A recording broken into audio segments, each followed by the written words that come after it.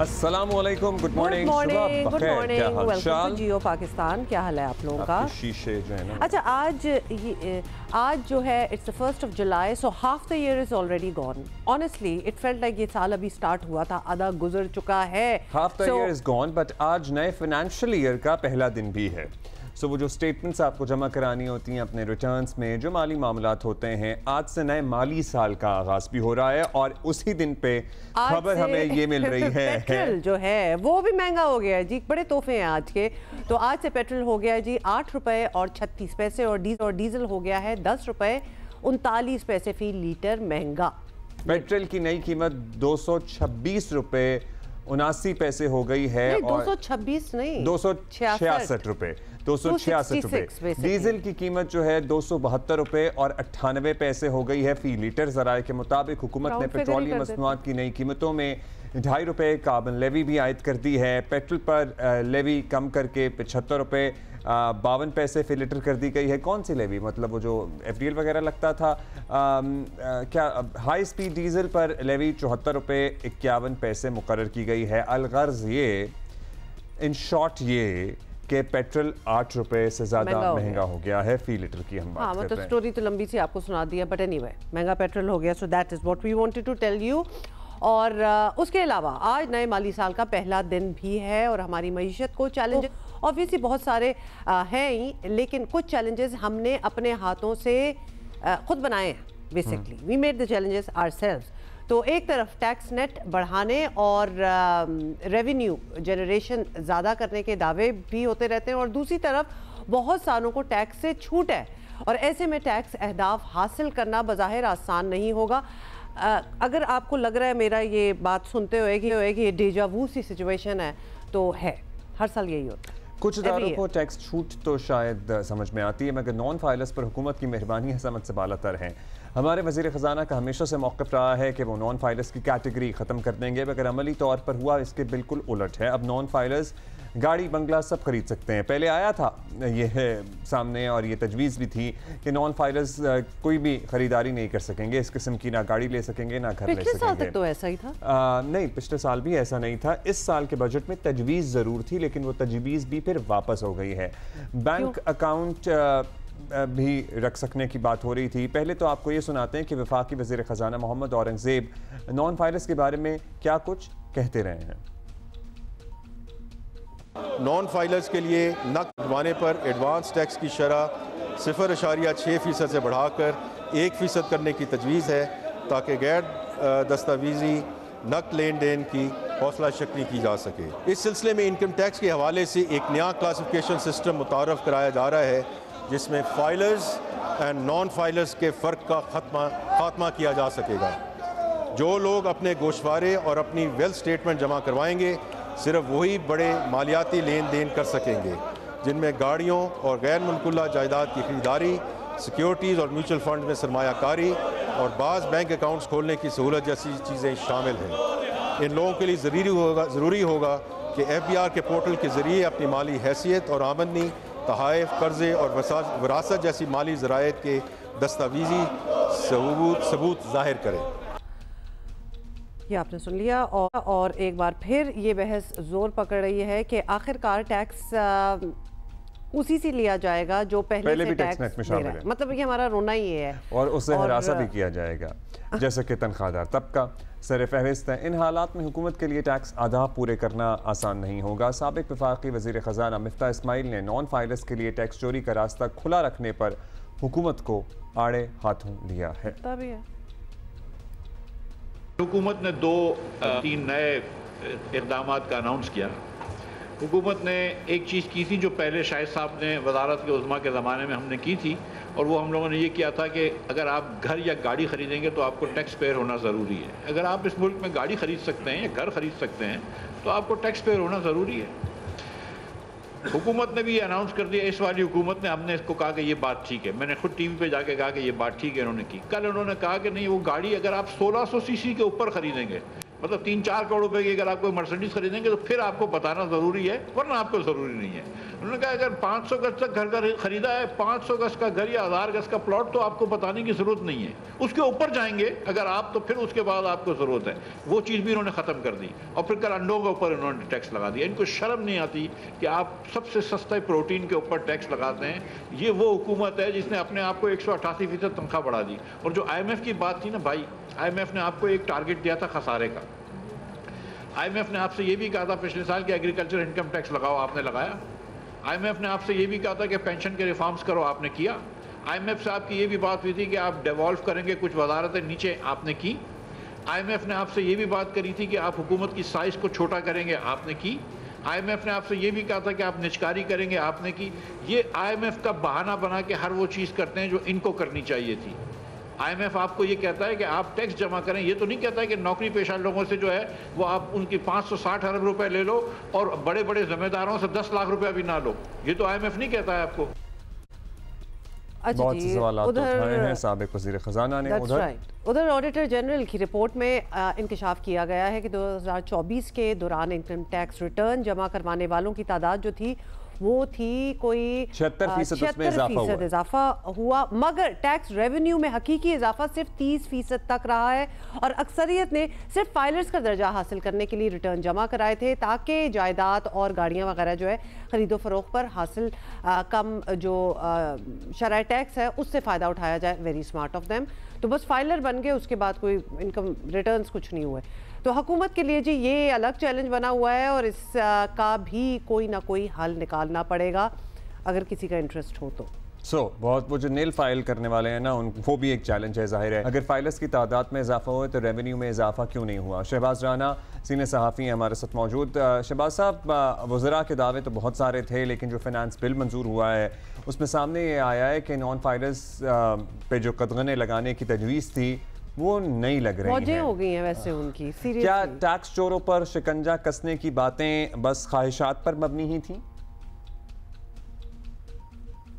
जी, जो सबसे बड़ा एक इकदाम हुकूमत ने अनाउंस किया था बजट में, जब 12 जून को ये बजट स्पीच आई थी, बल्कि उससे भी पहले ये सिलसिला जनवरी से चल रहा था कि उन्होंने प्रेसिडेंशियल बल्कि एक पार्लियामेंट के सामने एक बिल भी पेश किया था जो मंजूर नहीं हुआ था। वो ये था कि पहले तो एक सिर्फ नॉन फाइलर्स की कैटेगरी थी, फिर इन्होंने एक अहल और ना अहल की कैटेगरी इंट्रोड्यूस करवाने का फ़ैसला किया।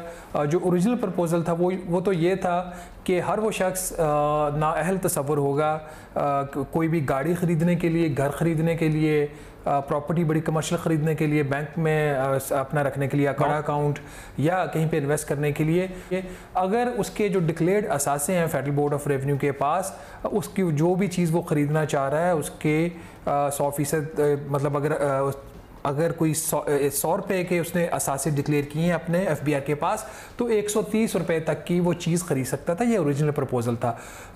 इसका मकसद जो चेयरमैन FBR ने बताया था, आपने भी बहुत सारी जगहों पे बात सुनी होगी कि इससे वो जो लोग जो टैक्स नेट से बाहर हैं, जो नॉन फाइलर का रेट देने के बाद भी अपना काम करें, तो वो उनका ये सिलसिला बंद हो जाएगा।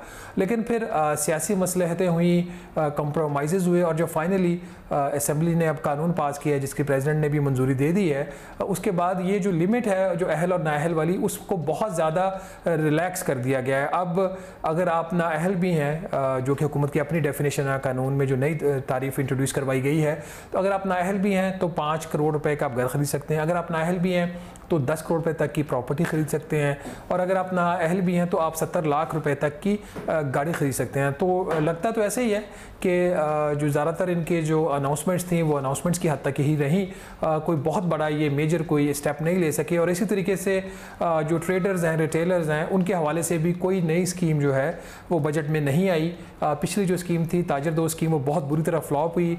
50 अरब रुपया इजाफी इकट्ठा करना था, 35 लाख रुपए से ज़्यादा इनसे हुआ नहीं और वो ड्रॉप हो गई। सुना ट्रेडर्स के लिए कोई नई स्कीम आई है, क्योंकि ताजर दोस्त जो स्कीम थी वो बुरी तरह नाकाम हुई थी। और जो थ्रेशोल्ड्स हैं, जो ब्रैकेट्स हैं, वो बहुत हाई हैं। अगर आप नॉन फाइलर हैं तो आप करोड़ों की जायदाद खरीद सकते हैं, आप 70 लाख की गाड़ी तक ले सकते हैं। अभी तक तो जो बातें हुई हैं उसमें लग रहा है कि नॉन फाइलर्स को बड़ा फायदा है, तो why should you become a filer? Incentive कोई खास नजर नहीं आ रहा for you to become a filer. Non filer ही बिकॉज अगर आप फाइलर आते हैं तो आप उल्टा नोटिस का शिकार होते हैं। मतलब देख ही लें।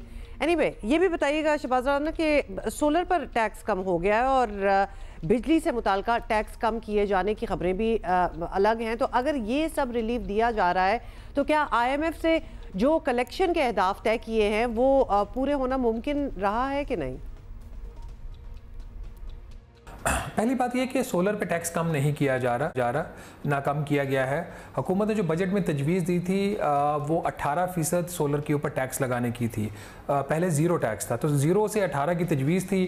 फिर जो इनकी पॉलिटिकल कंप्रोमाइज़ हुए पाकिस्तान पीपल्स पार्टी के साथ, तो 18 की बजाय ये 10% अनाउंस हो गया। तो 10% का मतलब ये है कि नया टैक्स तो लग गया 10%, और इससे जो 18 को 10% के करने से तकरीबन इनको कोई 8 अरब रुपए का जो प्रोजेक्टेड रेवेन्यू था उसमें एक शॉर्टफॉल था।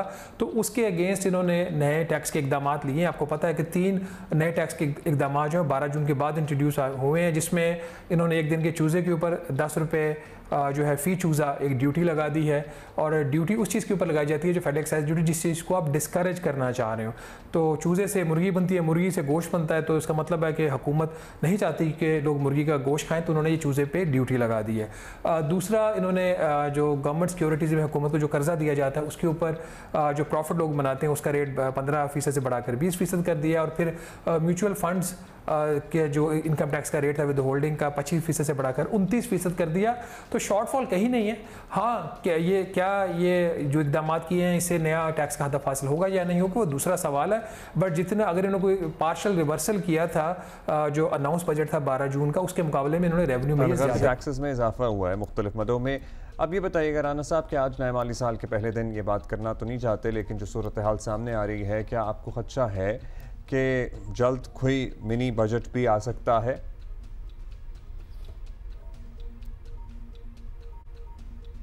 देखिए, इसमें मेरी और आपकी तो बात ही नहीं है।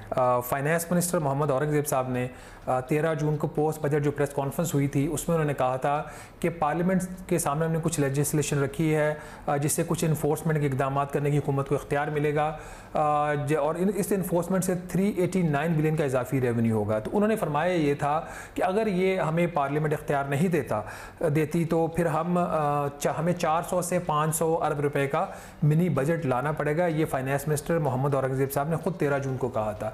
अभी मैंने जैसे आपको बताया कि इनका जो सबसे बड़ा इन्फोर्समेंट का टूल था वो नाअहल लोगों को करने का था for the purpose of making major economic transactions. तो ये तो खुद फाइनेंस मिनिस्टर की अपनी जो है उसको अगर सामने रखा जाए और उसके बाद ये सारे इकदाम करने के बाद जो अमेंडमेंट्स आई हैं तो उसके बाद तो फिर as per the finance minister statement फिर तो फिर मिनी बजट आना चाहिए।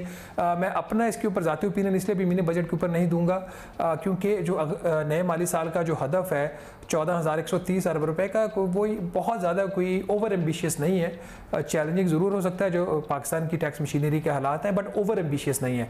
बट जो बात फाइनेंस मिनिस्टर ने कही है कि हमें 400 से 500 अरब रुपए के इकदाम लेने पड़ेंगे अगर इन्फोर्समेंट कामयाब ना हुई, तो उसके मुताबिक तो फिर मिनी बजट आना चाहिए एज पर दी फाइनेंस स्टेटमेंट। बहुत शुक्रिया शहबाज राना, सीनियर जर्नलिस्ट। बात सारी एंड में यही आ जाती है, जो वादे हैं ना, जो इंसेंटिव्स दिए जा रहे थे फॉर द फाइलर्स, और फिर नॉन फाइलर्स को कोई इंसेंटिव नहीं है। फाइलर्स के लिए कोई इंसेंटिव नहीं था, लेकिन एटलीस्ट ये तो था ना कि नॉन फाइलर अगर आप नॉन फाइलर हैं तो बहुत सी चीज़ों से आप को रोका जाएगा, बड़ी मुश्किलात हो जाएंगी, वो दायरा कम होना, वो सारी बातें, पर इट डजंट सीम सो। इसलिए मैं कह रही हूँ इसलिए मैं कह रही हूँ कि अब आप किसी को इंसेंटिव देंगे कि फाइलर बने तो क्यों बने, कोई डिफरेंस तो खास रहा नहीं है। उनको भी कितने वही सारी मतलब चीजें मिल रही हैं। 70 लाख की गाड़ी खरीद सकते हैं, वो भी सकते हैं अपने 5 करोड़ का। वो एक कनाल का नहीं लेंगे, कितने 18 मरले का ले लेंगे, 19 मरले का ले लेंगे, 15 मरले का ले लेंगे, कोई ऐसी बात नहीं, 2 ले लेंगे, तो लिहाजा 2 कनाल का प्लॉट नहीं लेंगे, कनाल मीन्स 500 गज का प्लॉट ले लेंगे। सो ये इकदाम जो शुरू में तजवीज़ आई थी वो क्यों वापस हुए? और फिर ताजरों के लिए जो ताजर दोस्त तंजीम जो स्कीम है, तंजीम तो क्या ये स्कीम है जो नाकाम हुई, उसके अलावा कोई ऑल्टरनेट नहीं आया। ये सवालात हैं जो हमें पूछने हैं। खुर्रम शहजाद ने हमें ज्वाइन किया है, मुशीर वज़ीर ख़जाना है। सबसे पहले तो हम जो बात कर रहे हैं उसी से आपसे बात करना चाहते हैं कि हमारे वज़ीर ख़जाना का हमेशा से मौक़िफ़ रहा है कि वो नॉन फाइलर्स वाली कैटेगरी ख़त्म कर देंगे, टैक्स ना देने वालों पर ज़िंदगी जो है वो तंग कर देंगे। बजट में कुछ तजावीज़ भी थी, लेकिन जो फाइनेंस बिल मंजूर हुआ है उसमें नॉन फाइलर्स के लिए गाड़ी, घर वगैरह, जिसका अभी हम जिक्र भी कर रहे थे, वो सब कुछ बड़े आराम से, बड़ी ईजीली वो कर सकते हैं परचेजेस। तो क्या वजारत ख़जाना को इस पर मायूसी है? क्या सोच थी? और जो थ्रेशोल्ड बताया गया है, लगाया गया है, वो भी काफ़ी हाई है। हाँ, उस थॉट प्रोसेस का बताएं कि ये क्या है। जी अस्सलाम वालेकुम, बहुत शुक्रिया मुझे प्रोग्राम में लेने के लिए और good morning to both of you. देखें, जो नॉन फाइलर की कैटेगरी है वो डेफिनेटली खत्म होने जा रही है और आपने देखा होगा इसको इनएलिजिबल और एलिजिबल कहने की बात हो रही है। एक तो ये कि डिफाइन कर देता हूँ फर्क क्या है दोनों में। देखिए, पहले ये था कि नॉन फाइलर जो थे उनको एक तरह की ऑनगोइंग एमनेस्टी मिली हुई थी कि जी आप डबल टैक्स दें and you are free to go. आप अगर फाइलर 15% टैक्स दे रहा है तो आप 30% टैक्स दें और आप you know you are good to go, you are good to you know do anything, और कोई आपको नेट में आने की जरूरत नहीं है। ये एक इनडायरेक्ट मैसेज था नॉन फाइलर्स के लिए। अब क्या है, अब अगर आप फाइलर नहीं हैं, देखें, every Pakistani has to be a filer, ये आप ध्यान में रखिएगा, every Pakistani has to be a filer. Tax eligible है या नहीं है ये एक डिफरेंट चीज है कि जी आप टैक्स 50,000 रुपये आप कमाते हैं लेट्स से महीने के, सैलरी क्लास हैं, तो आपको तो टैक्स ही नहीं है, तो ये आप टैक्स एलिजिबल ना हुए, लेकिन आप फाइलर जरूर होंगे। ये है, पहले नॉन फाइलर था कि आपने खुद ये छूट दी हुई थी कि जी आप फाइलर ही ना हो, कोई मसला नहीं है, डबल टैक्स देंगे। तो अब अगर फाइलर हैं तो बहुत अच्छी बात है, और अगर टैक्स एलिजिबल हैं और टैक्स नहीं दे रहे हैं तो आप सिन कर रहे हैं, आप क्रिमिनल हैं एक तरह से। आपने देखा होगा कि ये जो नया बिल पेश हुआ है जिसमें लेजिस्लेशन हो रही है, उसके अंदर जो नहीं होगा टैक्स नेट में उसको बैंक अकाउंट खोलने की इजाजत नहीं हो सकती, उसको प्लॉट लेने की इजाजत नहीं हो सकती, उसको इन्वेस्ट करने की इजाजत नहीं हो सकती, उसको वो सारी चीजें एक सोसाइटी प्रोवाइड करती है जो टैक्स पेयर के लिए होनी चाहिए। सर ये यही हम बात करते हैं। जरा करेक्ट अस, ये तजावीज़ थी कि ना वो गाड़ी खरीद सकेगा ना वो घर खरीद सकेगा, लेकिन फिर ये तजावीज़ वापस हुई और कुछ लिमिट लगा दी गई है कि 70 लाख की चलें गाड़ी खरीद लेगा, 5 करोड़ से कम का घर खरीद लेगा, और कनाल का प्लॉट से कम होगा तो नहीं पूछा जाएगा। सो ये चीज़ें तो वापस हुई हैं, मतलब चूजे पे टैक्स लगा दिया है और इधर सारी ईज ऑफ लाइफ जो है इधर दे दी गई है। ये थॉट प्रोसेस, और यही हम समझने की कोशिश कर रहे हैं कि ये क्यों हुआ। तो यही हुआ था कि खरीद ही नहीं सकेंगे कुछ भी। नहीं, मैं क्लियर कर देता हूँ। देखें, ऐसा नहीं है, you have to define certain benchmarks. एक आपको कोई लाइन भी ड्रॉ करनी है ना कि जी के वो एक्चुअली इस तरह से भी है कि अगर 5 करोड़ या ऊपर की जो है वो चीजें आप कर रहे हैं, या आपके पास उतना जो है वो वेल्थ है, तो आपको अगर इसमें एक कंफ्यूजन आ गई थी, वो ये किसी पकड़ दकड़ की बात हो रही थी। आपको याद होगा कि जी एफबीआर को बहुत ज्यादा पावर्स दी जा रही हैं कि गिरफ्तार कर सकते हैं पकड़। तो देखें, उसके अंदर एक थ्रेशोल्ड डिफाइन करना जरूरी है। ऐसा तो नहीं हो सकता ना जी कोई भी ऑन द स्ट्रीट हो, आप उसको किसी तरह भी जो है वो पकड़ लें और कहें कि जी आप टैक्स दो सब करें। तो आपको कुछ डिफाइन करना है ना जी, एक कौन सा एक थ्रेशोल्ड हो जिससे ऊपर होना चाहिए। तो टू स्टार्ट विद ये थ्रेशोल्ड डिफाइन किए गए हैं जो आपने बयान किए हैं, और उसके अंदर इस तरह से है कि पकड़ दकड़ भी इस तरह से नहीं होनी है। ये कोई मतलब एक हमारी एक सॉवरेन कंट्री है, इसके अंदर एक सोसाइटी है, एक सिविल लॉ है, तो उसके अंदर इस तरह से है कि जी आपको एक कमेटी के थ्रू और कोर्ट वारंट के थ्रू 3 नोटिस सर्व करने के बाद अगर आप जानबूझ के नहीं अपेयर हो रहे हैं तो फिर आपको जो है वो अप्रोच किया जाएगा और आपको ऑफ कोर्स कार्रवाई इस हिसाब से की जाएगी। तो ये चीजें बहुत सारी रिफाइन हुई हैं, बेहतर हुई हैं, ताकि जो है एक ऑर्डर के थ्रू जो है काम हो, प्रोसेस के थ्रू काम हो, जो पहले होता है वो ना हो। तो ये कोशिश की जा रही है। सर, अभी आप कह रहे हैं कि पकड़ दकड़ वाला जो मामला है उसके लिए थ्रेशोल्ड बनाया गया है, लेकिन पहले हमारी अंडरस्टैंडिंग ये थी कि वज़ीर ख़जाना ने अनाउंस किया है कि नॉन फाइलर गाड़ी जायदाद नहीं खरीद सकेंगे। तो क्या उन्होंने जो अनाउंस किया था वो सही नहीं था? जी, मैं यही कह रहा हूँ, अगर आप रिवाइज देखें जो बिल फाइनल हुआ है, जो आज से जो है तो रिवाइज हो गया ना खुर्रम साहब? फिर ये रिवाइज हो गया। तो यही खुरम साहब, तो फिर ये भी बता देना, हम इस यही तो समझने की बात कर रहे हैं कि नंबर वन वो रिवाइज क्यों हुआ। We are trying to understand and we want our people who are watching to understand this as well. वो रिवाइज होने की जरूरत क्या पड़ी? मतलब एक चीज चल रही है, अगर आप नॉन फाइलर हैं, टैक्स आप नहीं दे रहे, तो आपको कुछ तो खमियाजा भुगतना पड़ेगा ना। Then you can not buy a car और अ हाउस और एनीथिंग। That made sense. अब this is not making sense. आपको जी मैं जवाब देता हूँ। उसको आपको थ्रेशोल्ड तो देना पड़ेगा ना जी। अब एक 800 सीसी गाड़ी जो बाय करने जा रहा है और वो टैक्स एलिजिबल है, उसके लिए फाइलिंग तो जरूरी है, वो आएगा टैक्स नेट में। लेकिन एक 800 सीसी के लिए और एक बड़े लोगों के लिए जो कि लेट्स से 70 लाख की गाड़ी कोई अगर जो है बाय कर रहा है, और 800 सीसी गाड़ी भी कितने की आती है आज कम से कम 40 लाख रुपए की, 35 से 40 लाख रुपए की गाड़ी है 800 सीसी में। आप उठा के देखें ना, मैं आपको दाम तो अभी बताऊंगा तो वो ब्रांडिंग हो जाएगी। आपको कम से कम 3.5 मिलियन 4 मिलियन से कम की गाड़ी नहीं मिलती है, एक घर की गाड़ी। और आप आज अगर इंपोर्ट भी कर लें तो आपको 3.5 से 4 मिलियन की गाड़ी नहीं मिलती। तो उसको थ्रेशोल्ड को थोड़ा सा बढ़ा के 7 मिलियन किया है। तो इसमें ऐसा नहीं है, थोड़ा सा रिलैक्सेशन भी दे दी है ना जी। ऐसा तो नहीं है कि इतना स्ट्रिक्ट हो जाए कि जो टैक्स नहीं दे रहा उसको रिलैक्सेशन क्यों मिल रही है? ये but this also bags the question, the person who is not giving tax, उसको रिलैक्सेशन क्यों दी जा रही है? जी जी बिल्कुल आपकी बात सही है। टू बिगिन विद ये शुरू हुआ है, आप देखेंगे कि घेरा तंग होता जाएगा और आहिस्ता आहिस्ता ये सब चीजें बेहतर होंगी, लेकिन कहीं से स्टार्ट करना जरूरी है। सर स्टार्ट तो हमने यही सोचा था ना कि आपने किया है कि नॉन फाइलर्स जो non filers eligible and not eligible of being taxed की हम बात नहीं कर रहे। जिसने फाइल ही नहीं किया, जो इस रिकॉर्ड का हिस्सा ही नहीं बना, वो नहीं ये सब कुछ कर सकता था। लेकिन अब ये पता लग रहा है कि जो रिकॉर्ड का हिस्सा नहीं भी है, वो भी किसी हद तक ये चीजें कर सकता है। जी जी मैं यही कहना चाह रहा हूँ। देखें, जो नॉन फाइलर वाली कैटेगरी थी, मैं फिर क्लियर करता हूँ, उसका कुछ और जो है वो उसका फ्रेमवर्क था। वो ये था कि आप डबल टैक्स दें और ये फ्री टू गो। अब मैं आपसे फिर यही कह रहा हूँ कि फाइलिंग जरूरी है। Every Pakistani has to file.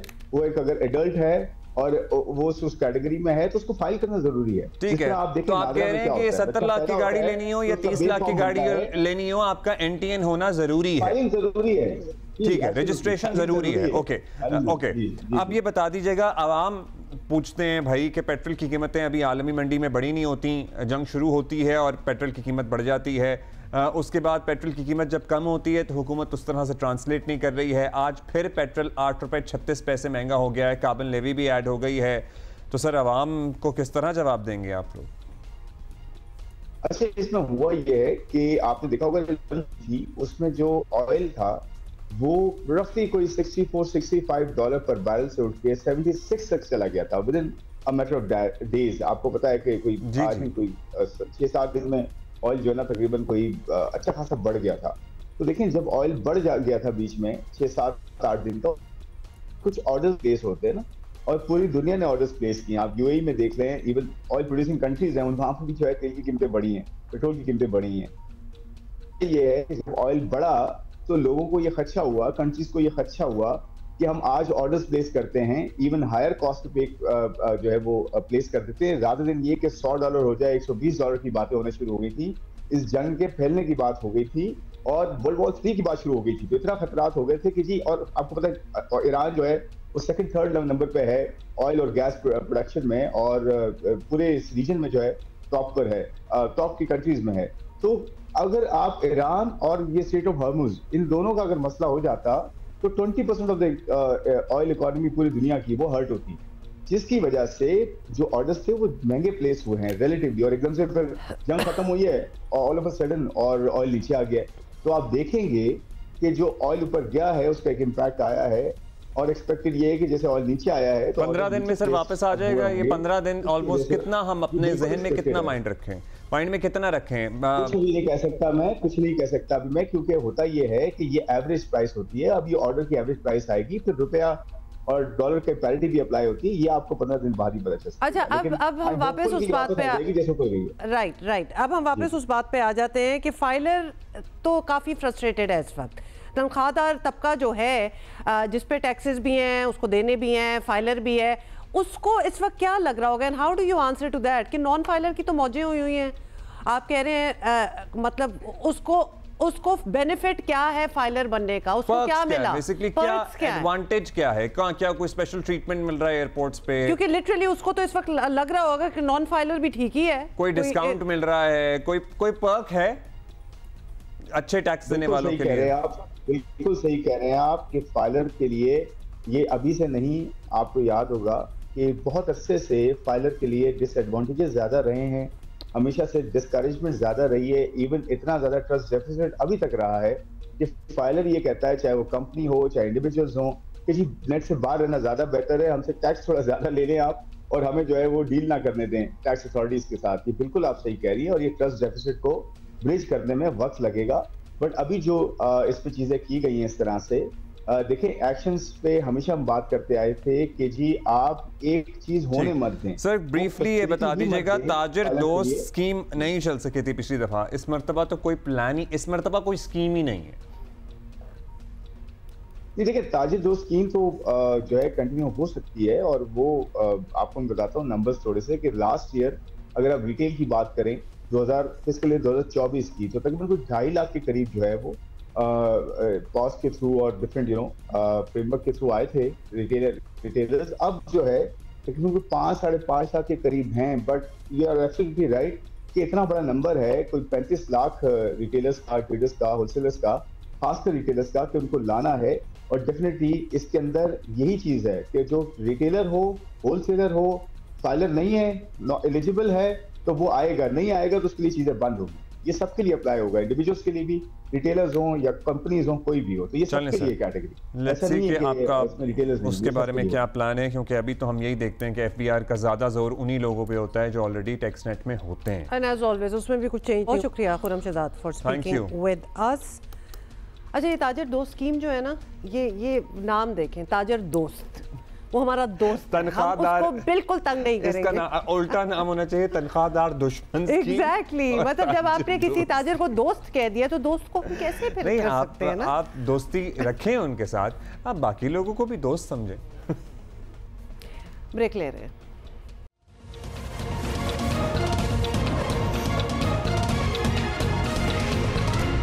अच्छा ये तय है कि मुल्क के तालीमी निज़ाम में बेहतरी लाए बगैर इक़्तिसादी और समाजी तरक्की का ख्वाब जो है वो हरगिज़ पूरा नहीं हो सकता। मगर अफसोस की बात यह है कि हमारे तालीमी निज़ाम दुनिया से पीछे ही नहीं, बहुत पीछे है, कोसों पीछे।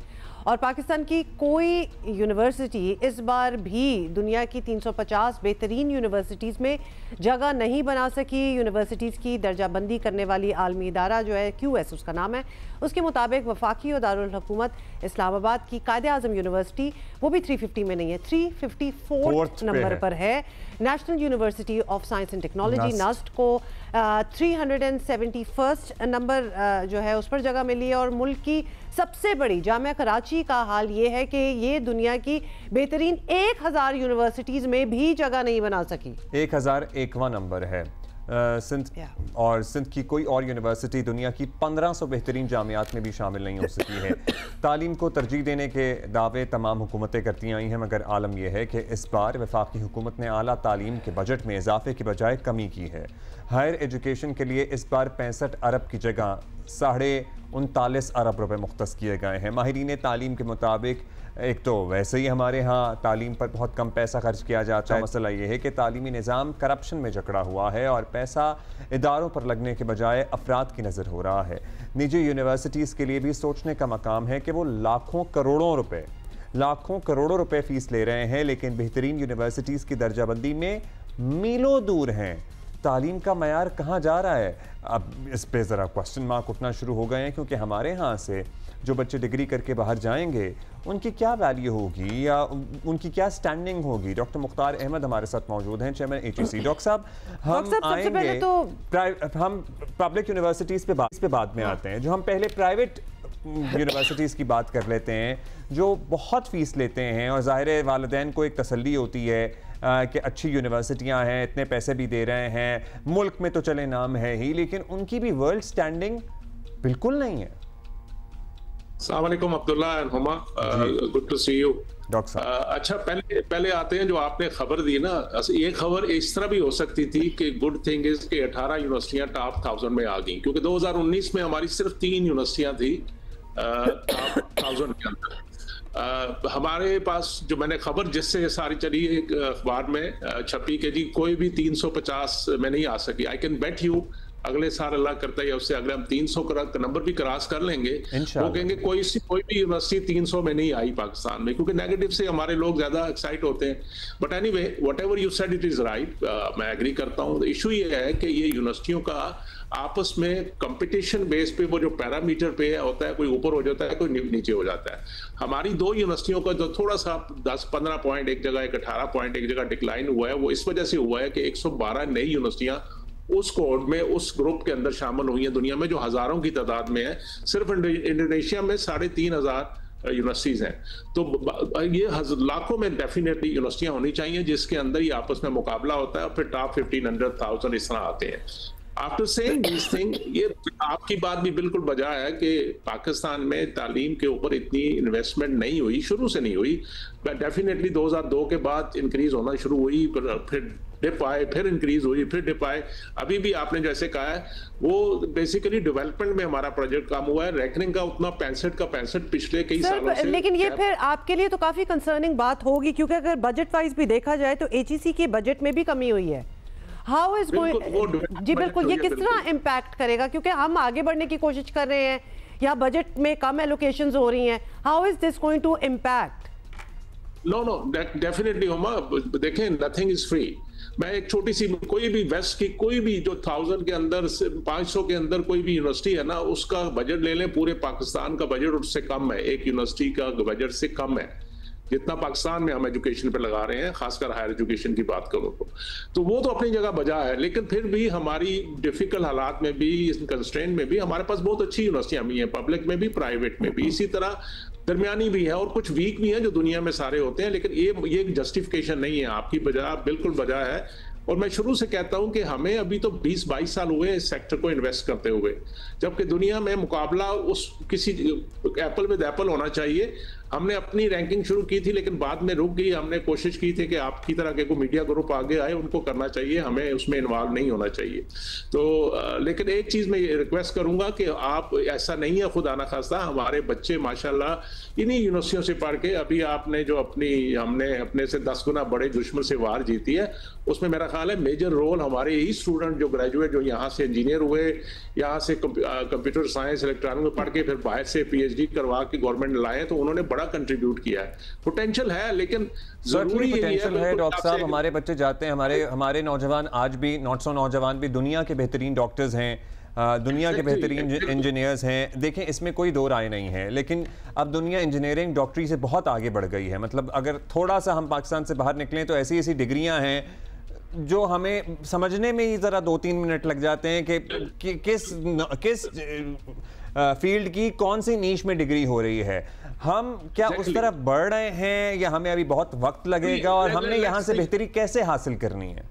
लेट्स बी ऑप्टिमिस्टिक, ऐसी बात नहीं। अल्हम्दुलिल्लाह मुख्तलिफ इनिशिएटिव हैं और हमारे पास मुख्तलिफ किस्म की जो आजकल ये बज़वर्ड बनी हुई है ना कि टेक्नोलॉजी में इमर्जिंग टेक्नोलॉजी है। अल्हम्दुलिल्लाह हमने जो गवर्नमेंट ने इन्वेस्टमेंट करके उसका इकोसिस्टम बिल्ड कर दिया, यूनिवर्सिटियों को ट्रेन कर दिया, सेंटर ऑफ एक्सीलेंस बन गए और यहीं से लोग निकल रहे हैं। नेचुरली 100% नहीं है, नेचुरली हम उन तक नहीं पहुंचे जो टॉप, जिस तरह एशिया में जो टॉप 100 में भी आ गए, लेकिन वर्ल्ड के अंदर अल्लाह करे हमारी जिंदगी में हम टॉप 100 में आ जाएं। और आ भी सकते हैं कि अगर फोकस हम ओनरशिप ले लें कि ये हमारे बच्चे हैं, हम इन पे इन्वेस्ट हमने करना है। अगर ये चीज आ जाए और सारे सूबे भी इस पे इन्वेस्टमेंट करें जिस तरह बाकी चीजों पे इन्वेस्ट करते हैं, और फेडरल गवर्नमेंट तो कर ही रही है अपनी बसात में, तो सारे मिलके एक बड़ा डिफरेंस पैदा हो सकता है। दो इंग्रेडिएंट हैं हमारे पास सारे और काम हो भी रहा है। ऐसा नहीं है, मैंने जैसे आपसे कहा ना कि खबर किसी तरह भी बन सकती है। ये भी बन सकती है कि पिछले साल 14 यूनिवर्सिटियां टॉप 1000 में आई थी, इस दफा 18 हो गई है, तो ये पॉजिटिव नोट है। तो अच्छा डॉक्टर साहब ये भी बताइएगा, जी डॉक्टर साहब ये भी बताइएगा, अगर हम अपनी यूनिवर्सिटी कोई एक एग्जांपल ले लेते हैं, यूनिवर्सिटी का हम बेहतर करना चाहते हैं निज़ाम, तो investment is the only thing, और investment in terms of what? मतलब we need better teachers, we need better students, we need better facilities. Investment भी तो करनी है, तो उसके अभी तो इट्स अ टॉल ऑर्डर कि किस एवेन्यू में हमने इन्वेस्ट करना है। अच्छा उमा, हमारे जो मसाइल है ना, मैं बड़े अरसे से आपके शो में भी बड़ी दफा आया हूँ, मुझसे पूछा गया, मैंने कहा कि हमारे 3-4 हैं मेजर। सबसे बड़ा मसला अनफॉर्चुनेटली जो हमारे पास है वो गवर्नेंस का। अगर हमारे डिपार्टमेंट्स की गवर्नेंस ठीक हो जाए तो बहुत से मसले हल हो जाते हैं। दूसरा, हमारा यूनिवर्सिटी का सबसे बड़ा मसला क्वालिटी का है।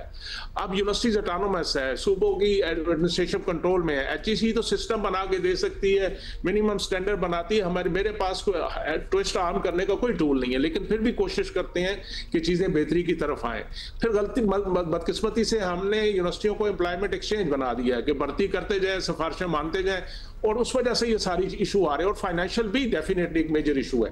तो ये चंद, जहां तक फैसिलिटी की बात है, मैं आपको गारंटी करता हूं कि बहुत सी पब्लिक यूनिवर्सिटियों में बेहतरीन दुनिया की फैसिलिटीज हैं, आके देख लें, किसी से कम नहीं है, उससे बेहतर भी हो सकती हैं। और लेकिन सेम टाइम जो भेड़ चाल है, और इसमें भी मान लेना चाहिए कि एजुकेशन इंडस्ट्री बन चुका है, लेकिन इंडस्ट्री में भी कानून कायदे होते हैं। अगर सिर्फ मिल की तरह उसको चलाते हैं, प्रोडक्शन करते जा रहे हैं, डिग्रियां बांटते जा रहे हैं, तो वो बड़ी बदकिस्मती है। और ये यूनिवर्सिटियों के ऊपर डेफिनेटली जिम्मेदारी है, हम पे भी जिम्मेदारी है, हम उस जिम्मेदारी से बिल्कुल सर। और एक सर बताइएगा, चेक एंड बैलेंस क्या है? एक तो वाइस चांसलर की तैनाती हर रोज किसी ना किसी खबर की सूरत में ही सामने आ रही होती है, हो रही है, नहीं हो रही है, स्टे ऑर्डर हो गया, फलाना हो गया, ये हो गया, हुकूमत की मंशा ना मंशा। एक तो ये तमाम मामला किस तरह। जी सर। अब्दुल्ला साहब, ये बिल्कुल इशू है। देखें, हम क्यों इंतजार करते हैं? मेरा 18-19 साल हो गए इस अदारे में, मुख्तलिफ कैपेसिटी में। हर दौर में लेटर एडवांस लिखते हैं, चांसलर्स ऑफिस को, सूबों को लिखते हैं, बाकी भी यूनिवर्सिटियों को लिखते हैं कि भाई जब वीसी का टर्म खत्म हो तो 6 महीने पहले प्रोसेस कंप्लीट कर ले, ताकि पता हो कौन आ रहा है, कौन जा रहा है। डाकिज्म पे नुकसान हो जाता है। आपको हैरत होगी कि अभी जाके खैबर पख्तूनख्वा में वाइस चांसलर की अपॉइंटमेंट हुई है, वो भी सुप्रीम कोर्ट के डायरेक्शन में, वरना पिछले चंद माह पहले वहां पे 100% एक्टिंग वीसी थे सारी यूनिवर्सिटियों में, केपी में। इसी तरह बाकी सूबों का भी हाल था।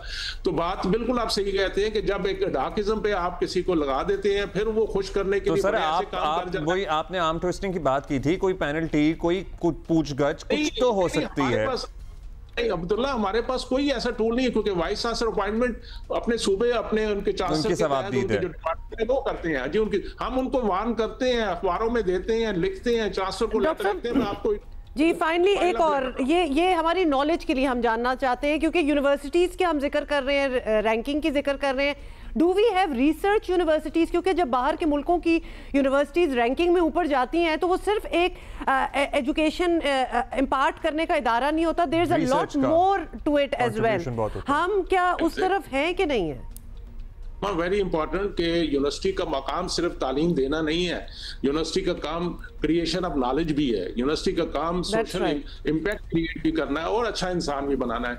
हमारे पास नंबर में हमने बहुत कमाल किया। जब 2002 में एचईसी बना तो टोटल 850 पेपर पब्लिश होते थे। Last year we have cross 40,000 good journal में पब्लिकेशन। पाकिस्तान की बहुत अच्छी रिसर्च बिल्ड होगी, लेकिन उसका इंपैक्ट नजर आ रहा है? नहीं आ रहा। उसका कोई फायदा हमारे पाकिस्तानियों को हो रहा है? इतना ज्यादा नहीं हो रहा, क्योंकि हम सिर्फ मैं भी प्रोफेसर हूँ माजरत के साथ, फिर प्रोफेसर मुझसे खफा होते हैं कि हम उस्तादियों में लग गए हैं, अपना सीवी मोटा कर रहे हैं और देख रहे हैं जी कि मेरी जल्दी जल्दी प्रमोशन हो। ये नहीं कि जो गवर्नमेंट का ये पैसा लगा है, इतनी रिसर्च अपॉर्चुनिटी मिल गई है, इक्विपमेंट है आपके पास स्टेट ऑफ द आर्ट, वो काम करें जिसका पाकिस्तान के मसलों का हल निकले।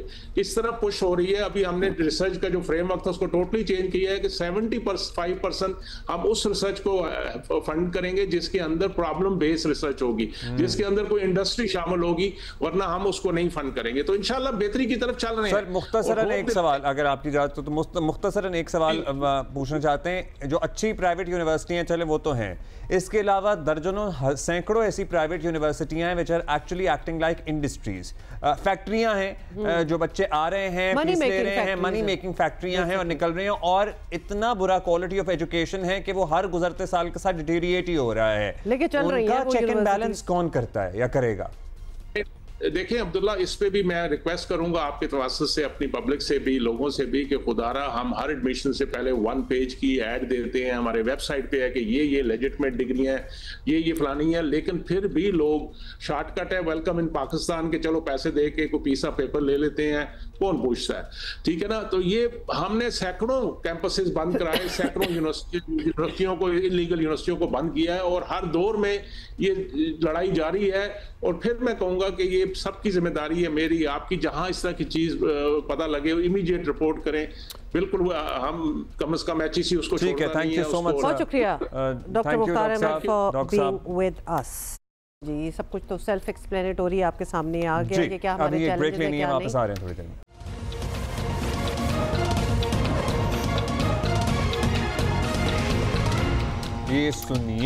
ये सुन लिया होगा आपने, लेकिन आज हम बात करेंगे दुबई में होटल से गायब होने वाले एक ब्रिटिश शहरी के एयरपॉड्स जो होते हैं ना कान में, वो पंजाब पुलिस ने जेहलम से बरामद कर लिए हैं और शहरी के हवाले भी कर दिए हैं। और we need to hear this. भाई हमारे साथी हैं जेहलम से डॉक्टर सुहेल, वो हमें सारा किस्सा in case you have missed it दोबारा बता रहे हैं। बड़ा इंटरेस्टिंग है जी, बिल्कुल ऐसा है। बरतानवी शहरी माइल्स जो कि इंग्लैंड के शहर बर्मिंघम से जिसका ताल्लुक़ है, वो एक बिजनेसमैन है। ये इंग्लैंड का मशहूर यूट्यूबर भी है। इसने चंद माह कबल अफ़गानिस्तान और पाकिस्तान के लिए ट्रैवल किया। इसका बिज़नेस एंटीक कलेक्ट करना है। जब ये दुबई एयरपोर्ट के नज़दीक एक होटल में ठहरा तो इसके एयरपोर्ट वो जो है वो चोरी हो गए। तो ये ट्रैवल करके अफ़गानिस्तान चला गया। तो इसने एक्स पे जो सोशल मीडिया पे एक मैसेज किया कि मेरे एयरपोर्ट चोरी हो गए हैं, और क्योंकि एयरपोर्ट जो है इसके आईफोन के साथ कनेक्ट थे और उसकी लोकेशन जो मौजूदा थी वो पाकिस्तान जेहलम में दिखाई दे रहा था। तो इसने अपनी एक्स पे जब आईजी पंजाब डॉक्टर उस्मान से रब्ता किया तो डॉक्टर उस्मान ने जेहलम के डीपीओ तारक अजीज़ सिद्धू से को अहकामात जारी किए कि इस बरतानवी शहरी के एयरपोर्ट जल्द से जल्द जो है तलाश करें। तो जब पाकिस्तानी शहरी को ये पता चला कि ये जो एयरपोर्ट थे वो उसने एक दुबई में जो होटल के मुलाजम जो हिंदुस्तानी था उससे ख़रीदे थे, जब उसको ये पता चला कि ये चोरी किए हैं तो उसने जेहलम की पुलिस से रब्ता किया और अब वो एयरपोर्ट जो है वो डीपीओ जेहलम को दे दिए। माइल्स को डीपीओ जेहलम ने अपने ऑफिस में बुलाकर मीडिया के सामने वो एयरपोर्ट उसको वापस किए, और उस पर माइल्स का ये कहना था कि पाकिस्तान की पुलिस बहुत काबिल है, शायद स्कॉटलैंड यार्ड पुलिस भी इतनी जल्दी मेरे एयरपोर्ट तलाश ना कर सकती जितनी जल्दी पंजाब पुलिस ने मेरे एयरपोर्ट तलाश किए हैं। जबरदस्त। पहले मैं सोच रही थी who would like go so far के एयरपोर्ट ढूंढ रहे हैं ये वो, लेकिन नंबर वन हर चीज़ कनेक्टेड होती है तो पता चल जाता है कि किधर है चीज़। दूसरा ये यूट्यूबर है तो कंटेंट भी बड़ा जबरदस्त बना होगा इनका। उस्मान आईजी पंजाब और डीपीओ जेहलम और मिस्टर माइल्स जिसका वो थे airports. How far would you go अगर आपकी कोई चीज़ चोरी हो जाए? मतलब आप लिटरली तीसरे मुल्क पहुंच जाएंगे दोबारा उसको लेने के लिए। लेकिन अगर आप निकले ही हुए हैं घर से ना तो मुल्क फिरे नहीं, अगर आप ये फाइंड आउट कर लेना कि कहाँ है तो फिर वो एक हो जाता होगा। उन्होंने भी तो फाइंड आउट किया और फिर एक्स पे एक्चुअली आईजी पंजाब पुलिस को टैग किया। So interesting story that it certainly is. Break लेनी है, थोड़ी देर में आ रहे हैं।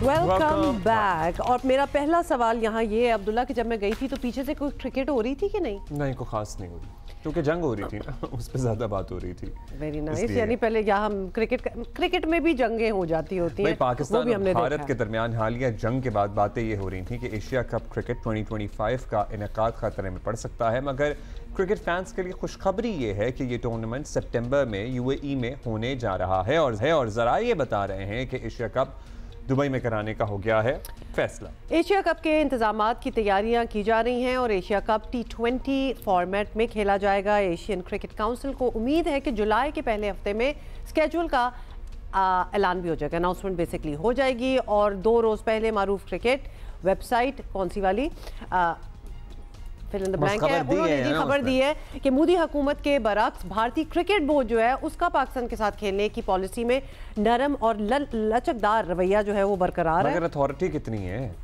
मतलब हुकूमत के बगैर क्या कर सकेंगे, क्या फैसले ले सकेंगे अपने? अगर बेशक दिल बड़ा चाह रहा हो लेकिन सुनेंगे तो वही थे ना। मतलब जितना मर्जी आपका दिल रबड़ का हो जाए और आप लचकदार हो जाए, मतलब इट डज नॉट मैटर। अच्छा, इवेंट में जी कौन होगा? पाकिस्तान, इंडिया, श्रीलंका, अफगानिस्तान, बांग्लादेश और यूएई शामिल हैं। एशिया कप 2025 का मेज़बान भारत है, मगर ये फैसला पहले हो चुका था। आपको याद होगा कि एशिया कप की मेज़बानी अगर पाकिस्तान और भारत के पास होगी तो इवेंट जो होगा वो न्यूट्रल वेन्यू पे। हाँ जी। और ये फैसला उस वक्त हुआ था जब भारत ने चैंपियंस ट्रॉफी में अपनी टीम पाकिस्तान भेजने से इनकार कर दिया था। पाकिस्तान ने वाजे कर दिया था कि अगर भारतीय टीम पाकिस्तान नहीं आएगी तो पाकिस्तान भी आइंदा किसी इवेंट में भारत नहीं जाएगा। एशियन क्रिकेट काउंसिल के सदर पीसीबी के चेयरमैन मोहसिन नकवी हैं। चलते चलते आपको ये भी बताएं कि दौरा बांग्लादेश के लिए पाकिस्तानी T20 क्रिकेट टीम का ऐलान रवां हफ्ते हो जाएगा। नहीं, एक सेकंड, अभी हमारी टीम गई नहीं हुई थी बांग्लादेश बिफोर इवेंट। पाकिस्तान ने बांग्लादेश में 3 T20 मैचेस की सीरीज खेलनी है। जरा बता रहे हैं, अभी ऐलानात ही हो रहे थे स्क्वाड के। अच्छा। पाकिस्तान T20 स्क्वाड में ज्यादा तब्दीलियों का इम्कान नहीं है। Spinner Sufiyan Wakim Pakistan T20 squad का हिस्सा होंगे। पाकिस्तान T20 टीम का कैंप 7 जुलाई से कराची में है स्केड्यूल्ड। ये है सूरत हाल। राशिद भाई हमारे साथ मौजूद हैं, साबिक कप्तान। राशिद भाई, सबसे पहले सुहेल इमरान भी हमें ज्वाइन कर चुके हैं फ्रॉम लाहौर। अच्छा जी, राज भाई हम ये बात तो कर रहे हैं और सारे रिपोर्ट कर रहे हैं कि जी भारतीय बोर्ड का रवैया लचकदार है। They are willing to play with Pakistan, you know, they are willing to do all the arrangements regarding what does it even mean and इससे क्या फर्क पड़ेगा अगर हुकूमत का रवैया उनकी लचकदार नहीं होगा और बोर्ड चाहेगा भी तो कुछ कर लेगा, या ये मैसेजिंग है यहाँ पे भी आपको लगता है? फर्क पड़ता है। वैसे अगर उनका क्रिकेट बोर्ड बोले कि हमें क्रिकेट खेलनी है, कन्विंस करने की बात है। जैसे हमारा क्रिकेट बोर्ड हमेशा से अपनी हुकूमत को यही बोलता है कि हम खेलना चाहते हैं, और हमेशा पॉजिटिव चीजें आई हैं पाकिस्तान हुकूमत की जानिब से, पाकिस्तान क्रिकेट बोर्ड की जानिब से। हमेशा भारतीय हुकूमत की तरफ से आता है कि वो नहीं खेलना चाहते। इस वजह से PCCI भी कुछ नहीं कर सकता क्योंकि पॉलिटिकल रीजन लेके आ जाते हैं। लेकिन एशिया कप बहुत इंपॉर्टेंट है। अगर एशिया कप अंडर-19 होता है, Asia cup women cricket tournament होता है, एशिया कप इमर्जिंग टूर्नामेंट होता है, तो जाहिर सी बात है इसके अखराजात बहुत ज्यादा है। अगर तो ये नहीं होगा तो फिर अगले साल बहुत सारी मुश्किलात हो सकती हैं। तो ये भी चीजें देखते हुए इसकी भी एक तरह से जो ICC देखता है इन सारी चीजों को, जितने भी डेवलपमेंट के काम है वो थ्रू एशिया कप फंडिंग इनकी यहाँ से आती है। और फंडिंग में इंडिया पाकिस्तान बहुत इंपॉर्टेंट है। 2 से 3 मैचेस खेल सकते हैं। अभी तक खेले नहीं 3 मैचेस, लेकिन ये टूर्नामेंट ऐसा डिजाइन किया हुआ है कि 2 से 3 मैचेस खेल सकते हैं। तो ये खुशाइन होगा। ये खबरें जो आ रही है बहुत पॉजिटिव साइन है, कहीं से भी आई है। और एशिया कप एशिया को रिप्रेजेंट जो कर रहे हैं पाकिस्तान के मोहसिन नकवी कर रहे हैं, और उनकी भी कोशिश होगी कि ये टूर्नामेंट होना चाहिए। और वजह यही है कि पाकिस्तान के लिए तो बहुत बड़े इवेंट है नहीं इस साल पूरे, अगर देखा जाए इसका होना बहुत जरूरी है। ये क्रिकेट के लिए बहुत अच्छा होगा, इस खित्ते के लिए बहुत अच्छा होगा, खित्ते के लिए बहुत अच्छा होगा, क्रिकेट के लिए बहुत अच्छा होगा सर्टनली। लेकिन अगर हो जाए तो सुहेल भाई आपको क्या खबरें मिल रही हैं? राशिद भाई कह रहे हैं फ़र्क पड़ता है, बोर्ड्स अगर अपनी राय का इजहार करें तो हुकूमतें भी अल्टीमेटली मानती हैं। अब्दुल्ला, आपने अगर पिछले 2-3 वर्षों से आप देखें, वर्ल्ड कप जो ICC का था जो इंडिया में हुआ था, और उससे पहले जो एशिया कप था जिसकी मेजबानी पाकिस्तान ने की थी, हाइब्रिड मॉडल के ऊपर हुआ था, फिर चैंपियंस ट्रॉफी ले ले, ये जितने भी ICC के इवेंट्स रहे हैं जो कि सब कॉन्टिनेंट में हुए हैं, इस हवाले से कुछ ना कुछ मुश्किलात रही हैं। बहुत ज्यादा खबरें भी सामने आती रही हैं। कहा जाता रहा कि ये टूर्नामेंट नहीं होगा, कहा जाता रहा कि पाकिस्तान टीम नहीं जाएगी, इंडिया की टीम नहीं आएगी, सारा कुछ होता रहा। लेकिन इवेंचुअली क्या हुआ कि वो टूर्नामेंट्स भी हुए, पाकिस्तान और इंडिया ने आपस का मुकाबला भी किया। एशिया कप 2023 देखें, एक ने ही 2 मरतबा पाकिस्तान का मुकाबला हुआ। जिस तरह भी राशिद भाई ने कहा कि इस एशिया कप को डिजाइन इस तरह किया जाता है कि कम से कम 2 मरतबा पाकिस्तान और इंडिया का मैच हो, और तीसरा अगर फाइनल में पहुंचती है तो तीसरा मैच भी वो हो। पिछला वर्ल्ड कप जो एशिया कप खेला गया था उसको भी इसी तरह डिजाइन किया गया था। ये तो तय है कि एशिया कप होगा और होना भी चाहिए। इसी के ऊपर सर्वाइवल है तमाम ये जो जितनी भी डेवलपिंग कंट्रीज हैं एशिया की उनका। और उसके साथ साथ जो 7 साल का राशिद भाई का इसके ऊपर बहुत ज्यादा तजर्बा भी है, बहुत ज्यादा नॉलेज भी रखते हैं, वो बताएंगे कि आपको कि कितना इनका करोड़ों रुपए का जो एक ब्रॉडकास्ट डील हुई थी जब जयशाह सरबराह थे। और वो जो डील हुई थी वो 7 वर्ष की हुई थी, 2024 से लेकर 2031 तक, और उसमें 4 एशिया कप थे मेंस के, और इसके साथ साथ विमेंस के भी थे। लेकिन 4 एशिया कप जो मेंस के थे वो उसको डॉक्यूमेंट में भी शामिल किया गया था, और उसमें यह बताया गया था कि 4 एशिया कप होंगे 25, 27, 29 और 31 को, और उसमें सबसे ज्यादा मैचेस जो होंगे वो इंडिया पाकिस्तान के होंगे। और अब तक की एशिया की सबसे महंगी डील ब्रॉडकास्ट के साथ की गई है। तो कैसे हो सकता है कि वो उसको ऑनर ना किया जाए, एंटरटेन ना किया जाए? तो एशिया कप तो जरूर होना है। अब सवाल यह है कि आखिर तक खबरें आती भी रहेंगी और फिर उसी तरह ही होगा जैसे हम माजी में देखते रहे। लेकिन एशिया कप होना है और लाजमी होगा इस मरतबा भी, लेकिन चांसेस यही हैं, फ्रंट रनर पे है दुबई, ताकि किसी किस्म को कोई प्रॉब्लम ना हो। 2018 में भी इंडिया मेजबान था। वैसे ये अभी आप समझा रहे थे तो आई वाज जस्ट थिंकिंग कि कितना इकोनॉमी ड्रिवन है, मतलब ये सारे टूर्नामेंट्स वगैरह हैं कि चूंकि एक डील साइन हो चुकी है और तब तक की डील होगी, there is a lot of money involve, there is less enthusiasm for perhaps the sport there, but चूंकि डीलें साइन हो चुकी हैं तो हम जी खेल के दिखाएंगे। उसमें पता नहीं somehow राशिद भाई आप बता सकते हैं, अब वो वार्मथ और जो एक एक्साइटमेंट होती थी, passion also, yes, for the sport अब थोड़ा सा डिम होता नजर आ रहा है। कम मैं नहीं कहूँगी लेकिन थोड़ा सा डिम ज़रूर हो रहा है। एक केस इन पॉइंट आपको अपना हालिया एग्जांपल दे दूँ, आई वाज अब्रॉड रिसेंटली, और जो यूजुअली पाकिस्तानी डायस्पोरा जो बाहर रहता है, जो कि बहुत इन्वेस्टेड इन क्रिकेट होते हैं, वैसे ही पाकिस्तान में इन्वेस्टेड है लेकिन क्रिकेट में भी, उनमें भी मैंने एक सेंस फील की that they are very disappointed and not as excited about the sport as they used to be. तो ये तो मतलब ठीक है, इवेंट हो जाएगा एंड ऑल दैट, लेकिन वो जो दिल से एक जो खुशी होती थी क्रिकेट की, वो अभी जरा मध्यम पड़ी हुई है। नहीं, आपकी बात दुरुस्त है कि इतनी क्रिकेट हुई और पाकिस्तान हारा, जाए शायद ये वजह थी। जिन लोगों से मिली होंगी, अब जाहिर सी बात है हमारे अपने होंगे, तो उसमें अब जो इस दफा जाम नजर आ रहा है, आफ्टर जंग वॉर के बाद ये पहला टूर्नामेंट होगा, तो इसमें जो मासेस में लोग देखते हैं वो बहुत चाहेंगे देखने के लिए। ये आम क्रिकेट का मैच नहीं होगा, अगर होता है तो ये डिफरेंट, इसकी आप वाइब सुनेंगी या देखेंगी या कवरेज होगी इसकी, ये डिफरेंट लेवल के गेम होंगे। क्योंकि आपको पता है पिछले 2 महीनों में जिस तरह से हुआ है पाकिस्तान और भारत के दरमियान, उसके बाद सीज फायर हुआ है, सीज फायर के बाद तो क्रिकेट होगी, अगर हुई तो शायद इसका इम्पैक्ट पहले जितने भी टूर्नामेंट इस साल हुए हैं, पिछले साल हुए हैं, उससे बहुत ज्यादा होता हुआ नजर आ रहा है। इसीलिए शायकीन क्रिकेट चाहे भारत में हो, दुनिया में हो, पाकिस्तान में हो, वो चाहेंगे कि ये टूर्नामेंट जरूर हो। इसीलिए तो डर भी लगता है ना, जंग तो हमने जीत ली लेकिन क्रिकेट में हमारा जीतना आजकल बड़ा चैलेंजिंग हुआ बातें कर रहे थे, हम जंग के दिनों से बातें कर रहे थे कि हमारी क्रिकेट टीम भी इसी तरह परफॉर्म करे, लेकिन हमें नफसियाती बरतरी भी हासिल होगी इंशाल्लाह। अब ये बता दीजिएगा कि चैंपियंस ट्रॉफी में आपको पता है न्यूट्रल वेन्यू का फायदा भारत को हुआ था। What is the news Suhail कि पूरा टूर्नामेंट ही दुबई में होगा या फिर वही जिस तरह चैंपियंस ट्रॉफी में सिर्फ इंडिया के मैचेस दुबई में होते थे, बाकी पाकिस्तान में होते थे? और उससे पहले क्या ना, एशिया कप में भी भागदौड़ हमारी रही थी, इधर से उधर भागते रहे। इस मर्तबा अगर ये दुबई में होगा तो क्या सब दुबई में होंगे या फिर हमें दुबई का एडवांटेज मिलेगा जैसे चैंपियंस ट्रॉफी में इंडिया को मिला था? अब्दुल्ला भाई एक सेकंड में मैं बात करना चाहूंगा। अभी हुआ बात कर रही थी कि वो जो सिर्फ डील की खातिर जो है वो शायद क्रिकेट होने जा रही है, लेकिन डील उस वक्त ज्यादा पैसों की होती है जब 2 टीमों के दरमियान कांटे का मुकाबला हो, ज्यादा देखा जाता हो। तो इंडिया पाकिस्तान का मुकाबले ही की वजह से डील जो है वो बढ़ती है और इसी वजह से वो महंगी हुई है और उसको ऑनर किया जाता है। तो इसलिए क्रिकेट जो है वो पहले है, डील बाद में आती है।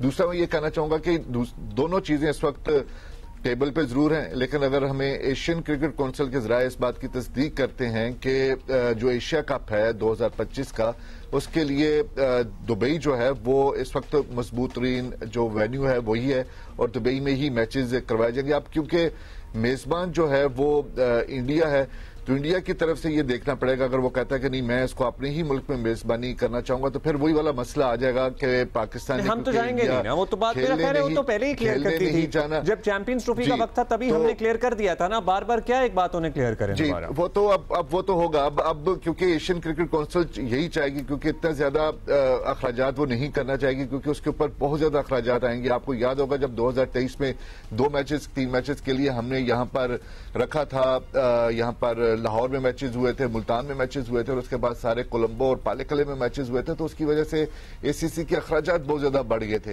अब एसीसी बिल्कुल ये नहीं चाहेगी, कतई नहीं चाहेगी कि इस तरह के वेन्यूज इस्तेमाल हों कि पाकिस्तान जो है वो अपने मैचेस दुबई में खेले और इंडिया उसको होस्ट करता रहे और उसके तमाम मैचेस इंडिया में होते, इससे अखराजात बढ़ जाएंगे। और एशियन क्रिकेट काउंसिल जो पहले ही फाइनेंशियली उसको सिर्फ इतना ज्यादा उसके पास फाइनेंसेस नहीं है दूसरे बोर्ड को या दूसरे जो डेवलपमेंट कंट्रीज के ऊपर खर्च करने के लिए, तो वो नहीं चाहेगी कि इतना ज्यादा पैसा जो है वो खर्च किया जाए इस हाइब्रिड मॉडल के ऊपर। वो यही चाहेगी कि ज्यादा पाकिस्तान इंडिया का मैच होगा तो उससे तो काफी रेवेन्यू जनरेट होना चाहिए। जी, वो तो अपनी जगह पे होगा, लेकिन उसके साथ साथ आप चार्टर तैयारों से टीमों को लाना जाना, और उसके लिए होटलिंग करना, तो एक ही वेन्यू के ऊपर मैचेस हों। ठीक है राशिद भाई, अगर दुबई ही वेन्यू होता है और पाकिस्तान ने तो ज़ाहिर है न्यूट्रल पे ही खेलना है, तो पाकिस्तान को दुबई में ही खेलना है, तो हमें तो अभी से तैयारी पकड़नी चाहिए, फिर हमें स्पिनर्स पे ज्यादा फोकस करना चाहिए। We should be prepared. हमें टीम ही वो तशकील देनी चाहिए जो दुबई की पिच पे परफॉर्म करे। जी, सब कॉन्टिनेंट में तो हमें स्पिनर्स पे तैयारी करनी चाहिए, चाहे भारत में हो, श्रीलंका में, बांग्लादेश, पाकिस्तान या यूएई है। यूएई ज्यादा ब्रेक होती है, ड्राई वेदर होता है, तो इसलिए वहां पे हमें तैयारी करनी चाहिए। और जहां तक बात कर रहे हैं सुहेल भाई, बिल्कुल दुरुस्त है, दुबई सूट करता है पाकिस्तान को भी, भारत को भी, ब्रॉडकास्टर को भी। भारत में ना बहुत ज्यादा ट्रैवलिंग हो जाती है, और जो कराने वाले हैं, अगर आप देखेंगे पहले ये सारी चीजें स्टार इंडिया के पास थी, जो डिज्नी के पास था। एशिया कप जो लिया सोनी ने लिया, और सोनी को स्टार इंडिया ने लिया, और स्टार इंडिया को क्योंकि अंबानी ले चुके थे, स्टार जियो स्टार हो चुका था, तो ये सारी चीजें अब उनके पास आ गई हैं, और उनकी गवर्नमेंट को तब्दील करने में, लाने में भी उनका ही हाथ होता है। तो अहम फैसला ब्रॉडकास्टर का होगा, जो कि बड़े टाइकून है इंडिया में, और वो भी चाहेंगे कि दुबई में ही हो। ठीक है जी, बहुत शुक्रिया आपका राशिद भाई। Thank you Sohail Imran, thank you. अच्छा जी, चलें, ये तो जब होगा तब होगा, कौन आपको अपडेटेड रखेगा? हम तो बैठे ही हुए हैं इधर। लेकिन एक और बात जिस पे we can not get over, जब भी ये बात याद आती है, और बारिशें वगैरह तो चल ही रही हैं, तो फिर दोबारा से those visuals come back to life. सानिया सवात पर सियासी मुखालफिन की जानिब से इल्ज़ामात और जवाबी इल्ज़ामात की एक जंग सी चल रही है, और मुशीर इत्तलात खैबर पख्तूनख्वा बैरिस्टर सैफ सानिया सवात पर कल खुद सामने आए और वाक़े के ज़िम्मेदारों को कैफरे किरदार तक पहुँचाने का ऐलान भी किया। सानिया को कुदरती आफत करार देते हुए मुशीर इत्तलात ने अली अमीन गंडापुर से इस्तीफ़े के मुतालबे पर सख्त रद्द अमल भी दिया। और ये भी सुनिएगा, जोश जज्बात में एक्चुअली मुशीर इत्तलात को यह भी कह गए कि मरी में जो बर्फ में 23 अफराद शहीद हुए थे, जहां बहक हुए थे, उस पर भी मरियम नवाज को इस्तीफ़ा देना चाहिए। हालांकि ये वाकया उनकी अपने दौरे हुकूमत, उस्मान बुज़दार के दौरे हुकूमत में पेश आया था। हाँ, ये जरा सुने। एक इंतहाई अलमनाक और अफसोसनाक वाकया है, और इस पर अफसोस का इजहार मैं इसलिए करूँगा कि यकीनन इसमें इंसानी जानें ज़ाया हुई हैं, इंसान जाँ बाक हुए हैं, और ये एक बहुत बड़ा अलमिया है। और ख़ास तौर पर हमारे मेहमान जो पंजाब से यहाँ आए थे, उनको ये गम जो है ये बर्दाश्त करना पड़ा है, उनकी फैमिलीज़ को ये गम बर्दाश्त करना पड़ा है। रह गई बात इसकी कि आपने कहा कि हम कहते हैं कि ये कुदरती आफत थी, तो हम कहते नहीं हैं, ये हकीकत में कुदरती आफत थी। लेकिन इसमें कोई शक नहीं है कि जिन लोगों पर भी ये जिम्मेदारी आयद होती थी, उनको इस मखसूस वाक़े के तनाज़ुर में उनके खिलाफ महकमाना कार्रवाई भी हुई है, उनको मुअत्तल भी किया गया है, और उनके खिलाफ इंक्वायरी कमेटी तश्कील दे दी गई है। और इस पूरे वाक़े का ना सिर्फ जो है वो तफ्तीश और तहकीक की जाएगी, बल्कि जो भी जिम्मेदार होगा उसको सज़ा दी जाएगी। लेकिन अगर तो स्वात के वाक़े पर वज़ीर आला को इस्तीफ़ा देना चाहिए, या जो ये मुतालबा कर रहा है कि उसके खिलाफ FIR, तो मैं पहले उसको कहूँगा कि सिंध के वज़ीर आला और बिलावल भुट्टो के खिलाफ थर में बच्चों की अमवात की FIR होनी चाहिए। वज़ीर आला पंजाब है टिकटॉकर मरियम नवाज साहिबा, उनको पाकपतन में जो 20 बच्चे अभी चंद दिन पहले ऑक्सीजन की कमी की वजह से अस्पताल में जाँ बाक हुए हैं, उसकी वजह से जो है इस्तीफ़ा देना चाहिए। वो जो मरी में 23 अफराद जाँ बाक हुए थे बर्फ़ में, उस पर इस्तीफ़ा देना चाहिए। ऐसे हज़ारों मिसालें हैं। अच्छा जी, इस पे गवर्नर खैबर पख्तूनख्वा ने आपको ये भी बताया, मुतासरा ख़ानदान से इज़हार ताज़ियत के लिए वो डस्का गए। फैसल कुंडी का कहना था कि वो खैबर पख्तूनख्वा के अवाम की तरफ से मुआफ़ी मांगने आए हैं। अली अमीन गंडापुर के खिलाफ FIR दर्ज होनी चाहिए। 2 घंटे से वो फैमिली चीख रही थी, 2 घंटे में हमारा रिस्पॉन्स यूनिट कहाँ पर था। FIR वज़ीर आला के खिलाफ होनी चाहिए, उसको फिलफौर मुस्तफ़ी होना चाहिए, क्योंकि हमारा टूरिज़म का जो वज़ीर है वो वज़ीर आला है। बहुत ही मतलब ये भी बार बार सुनना ना कि 2 घंटे से वो फैमिली वो खड़ी हुई थी, वो एक एक करके ख़त्म हुई है नज़रों के सामने। पख्तूनयार खान वज़ीर पब्लिक हेल्थ हैं हमारे साथ मौजूद, बहुत शुक्रिया आपका। पख्तूनयार साहब, पहले तो आपसे बड़ा सीधा सा और बड़ा सादा सा सवाल है कि सबात वाक़े में खैबर पख्तूनख्वा हुकूमत की किसी तरह कोई जिम्मेदारी नहीं थी, आपको लगता है? सबसे पहले तो मैं स्वात में जो एक दिलखराश और अफसोसनाक वाक़या हुआ है, अल्लाह लाभकीन को जबर रहमत में जगह नसीब फरमाए। और साथ ही साथ इस वाक़े के बारे में अफसोस जितना भी कम किया जाए वो कम है। इसके हवाले से जिस सवाल को आपने कहा, तो इसके हवाले से मैं इतना कहना चाहूँगा कि स्वात के हवाले से खैबर पख्तूनख्वा ने अपनी ज़िम्मेदारी का तयन करते हुए ज़िम्मेदारों के ख़िलाफ़ इंक्वायरी का हुक्म भी दे दिया है। अंदाज़ा है कि स्वात में जो फ्लड आया था इसको हम फ्लैश फ्लड बोलते हैं, और इस फ्लैश फ्लड के हवाले से भी PDMA ने अपनी ज़िम्मेदारी का तयन करते हुए वहाँ पे मसाजिद में भी ऐलानात करवाए थे और उसका अलर्ट भी जारी करवाया था। और साथ ही साथ होटल मालिकान को भी उनको इतला दी थी कि चूँकि बारिश और मानसून की एक्टिविटी होने वाली है तो इसमें ऐसा फ्लड आएगा, इसलिए लोगों का खबरदार करें और यहाँ पे यानी कि रिवर बेड में लोगों को आने जाने ना दें। साथ ही साथ ये ऐलानात इलाके के लोगों के ज़रिए मसाजिदों में भी करवाए गए थे, लेकिन बस अल्लाह की तरफ से था। और हमें फिर भी मैं वही कहना चाहूँगा कि अफसोस जितना भी कम है किया जाए उतना ही कम है। इससे ऐलान कराने तो सिर्फ जिम्मेदारी नहीं हट सकती ना कि ऐलान कर दिया तो लोग खुद ही ना जाएं, लोग तो जाएंगे। पूरा एक मरबूत निज़ाम होना चाहिए सर। अच्छा ये बताइएगा कि 2-4 सरकारी अफसरान को मुअत्तल कर देना, छोटी मोटी इंक्वायरियाँ हो गई, लेकिन हुकूमत के किसी फ़र्द पर आँच नहीं आने दी गई। तो तहरीक इंसाफ का तो वादा था एक खुद एहतसाबी का, सेल्फ अकाउंटेबिलिटी का, क्या सियासी शख्सियात को इससे इस्तिस्ना हासिल है, एग्जेम्प्ट हैं वो? क्योंकि आपके बानी तो कहते थे कि कोरिया में कश्ती उलटती है तो वज़ीर आज़म इस्तीफ़ा देता है। जी इसके हवाले से मैं इतना कहना चाहूँगा कि चूँकि ये इंक्वायरी छोटी मोटी लेवल तक भी नहीं होगी, इंशाल्लाह CM साहब ने जिस तरह की डायरेक्शन पास की है और जिस तरह उसने आर्डर दिया हुआ है और अपनी सूबाई यानी कि chief minister provincial inspection team उसको उन्होंने 1 हफ्ते का टाइम लाइन दिया हुआ है कि इसमें आप इंक्वायरी करें, ज़िम्मेदारों को तयन करें, चाहे ज़िम्मेदार कोई भी हो। खैबर पख्तूनख्वा की हुकूमत में या पाकिस्तान तहरीक इंसाफ में किसी को भी कोई सियासी इस्तिस्ना ना हासिल है और ना हासिल होगी किसी भी सूरत पे। जो भी ज़िम्मेदार इस वाक़े का होगा, जो भी ज़िम्मेदार है उसके ख़िलाफ़ बिला तफरीक कार्रवाई की जाएगी। और साथ ही साथ मैं फिर कहना चाहूँगा कि जिन लोगों ने नजायज़ तौर पर यहाँ पर तमीरात करवाई या उनको गैर कानूनी तरीके से कोई NOCs वगैरह अलॉट करवाए, उनके ख़िलाफ़ तो ऑलरेडी खैबर पख्तूनख्वा की हुकूमत ने CM साहब की निगरानी पे एक्शन वहाँ पे स्टार्ट कर दिया। और आपको अंदाज़ा बखूबी इस बात पे होगा कि वहाँ पे आज तक कितने वहाँ पे होटल जो थे तमीरात करवाई गई थी रिवर बेड्स में, क्योंकि रिवर बेड का भी अपना एक SOP होता है। उस SOP को यकीनी बनाने के लिए, उस पर अमल दरामद करने के लिए वहाँ पर इंक्रोचमेंट ड्राइव बिला तफरीक, यानी कि कोई पाकिस्तान तहरीक इंसाफ से है तो उसके ख़िलाफ़ नहीं किया जाएगा और किसी दूसरी पार्टी से है तो उसके ख़िलाफ़ किया जाएगा, ऐसी कोई नहीं है। बिला तफरीक हर किसी के ख़िलाफ़ जो भी कोई इस चीज़ में मुलव्वस है, इस गैर कानूनी एक्टिविटी में, उसके ख़िलाफ़ वहाँ पे एक्शन स्टार्ट है और जारी है वहाँ पे। सर स्वात दरिया किनारे होटल सालों से आबाद है, हमने देखा है, लेकिन फिर एक हादसे का इंतज़ार किया जाता है। जब हादसा हो जाता है तो फिर होटल हटाने की कोशिश होती है। ये ऑब्वियसली ये लोग खुद तो नहीं मानते हैं, फिर ज़बरदस्ती की जाएगी, फिर एहतजाज होगा। आपको क्या लगता है, मतलब इसका कोई परमानेंट सलूशन है? कोई SOP तो होगा ही आई एम श्योर, लेकिन उस पर अमल दरामद कौन कराएगा?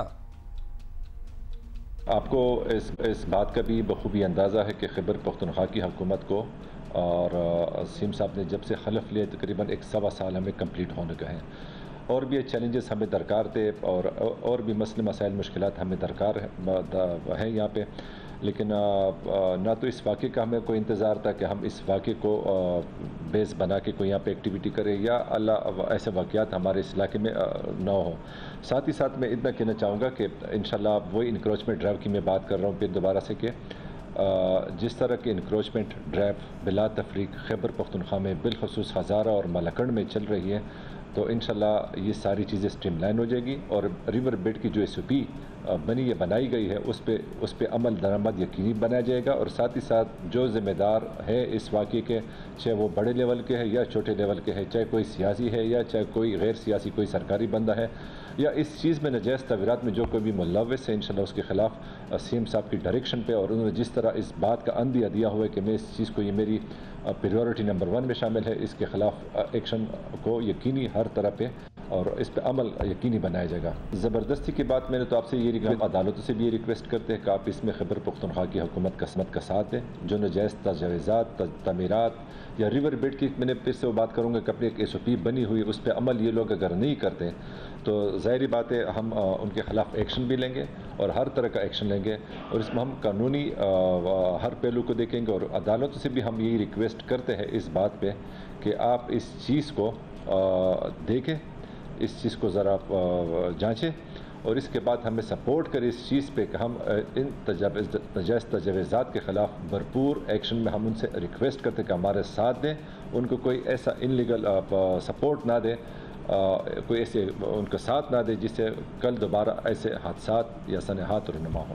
आपने इतनी बार कहा कि एक्शन ले और प्रायोरिटी नंबर 1 है और एक साल हुआ आपकी हुकूमत को सर, ये तीसरा दौर हुकूमत है। मतलब ये और फिर बहुत ही लेट रिएक्शंस हैं इसी बात पे। अगर हम बात करें, इसी सानिया की बात करें तो उसको काफ़ी दिन गुजर चुके हैं, अभी तक किसी की कोई पकड़ नहीं हुई इसमें। तो ये प्रायोरिटी नंबर 1 होने के बावजूद अगर 4-5 दिन लग गए हैं इस चीज़ में तो फिर तो अल्लाह ही हाफिज़ है। अब ये बताएं कि इस मामले पर हर तरफ से सियासी बयानबाजी भी चल रही है। अब वो लोग आपको सवात का ताना देते हैं, आप लोग पाक पतन थर की याद जो है वो करा देते हैं उनको। तो क्या कौमी सतह की सियासत पर इसमें ऐसी बयानबाजी का कोई फ़ायदा होता है या नुकसान? मतलब अब क्या ज़रूरत है इस किस्म की बातें करने की? देखिए, ये ज़रफ़ की बात होती है।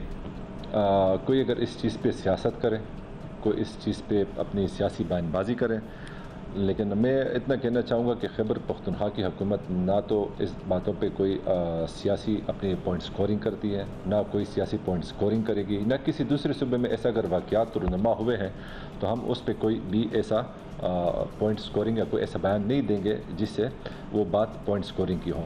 हक़ाइक़ हालात को देख के, चूँकि मैंने कह दिया कि फ्लड था और 78,000 के करीब एक रेला था और ये इमरजेंसी में मिनटों में आ भी गया और कभी कभार मिनटों में ख़त्म भी हो जाते, कभी बड़ा टाइम भी ले लेते हैं। लेकिन जब कहीं पे भी कोई कोताही, कोई गलती हुई है, उसकी सज़ा उस ज़िम्मेदार को ज़रूर दी जाएगी जो भी इस चीज़ में मुलव्विस था या मुलव्विस है इस बात पे।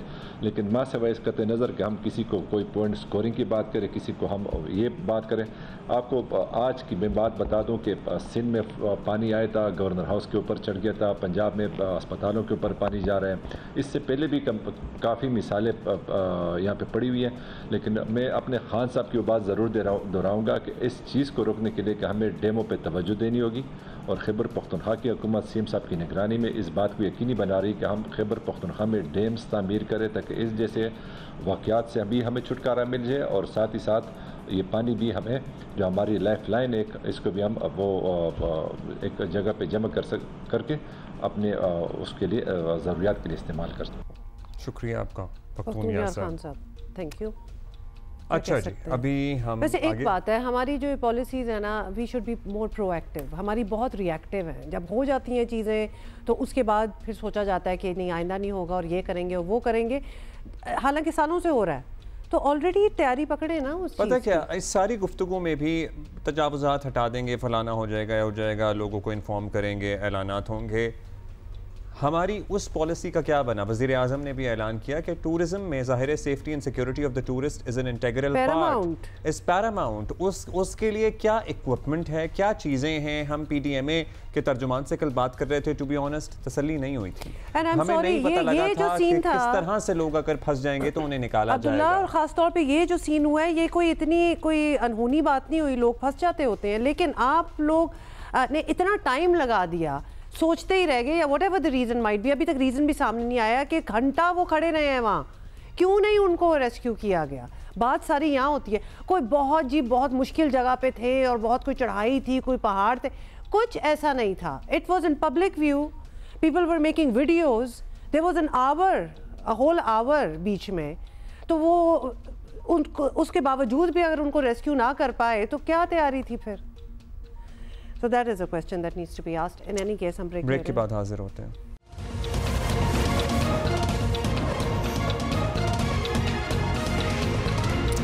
Welcome back. अच्छा जी, आपको बताएं कि सिंध हुकूमत ने मच्छरों से फैलने वाली बीमारियों पर काबू पाने के लिए आलमी इदारा सेहत से मदद मांग ली है और ख़त में कहा गया है कि बारिशों और मौसमियाती तब्दीलियों के बायस मच्छरों से फैलने वाली बीमारियां जो हैं वो बढ़ने का खदशा है और बढ़ रही हैं। आलमी इदारा सेहत केस मैनेजमेंट, तशखीसी सहूलियात और इंडोर स्प्रे जैसे मामलात में ताउन करे।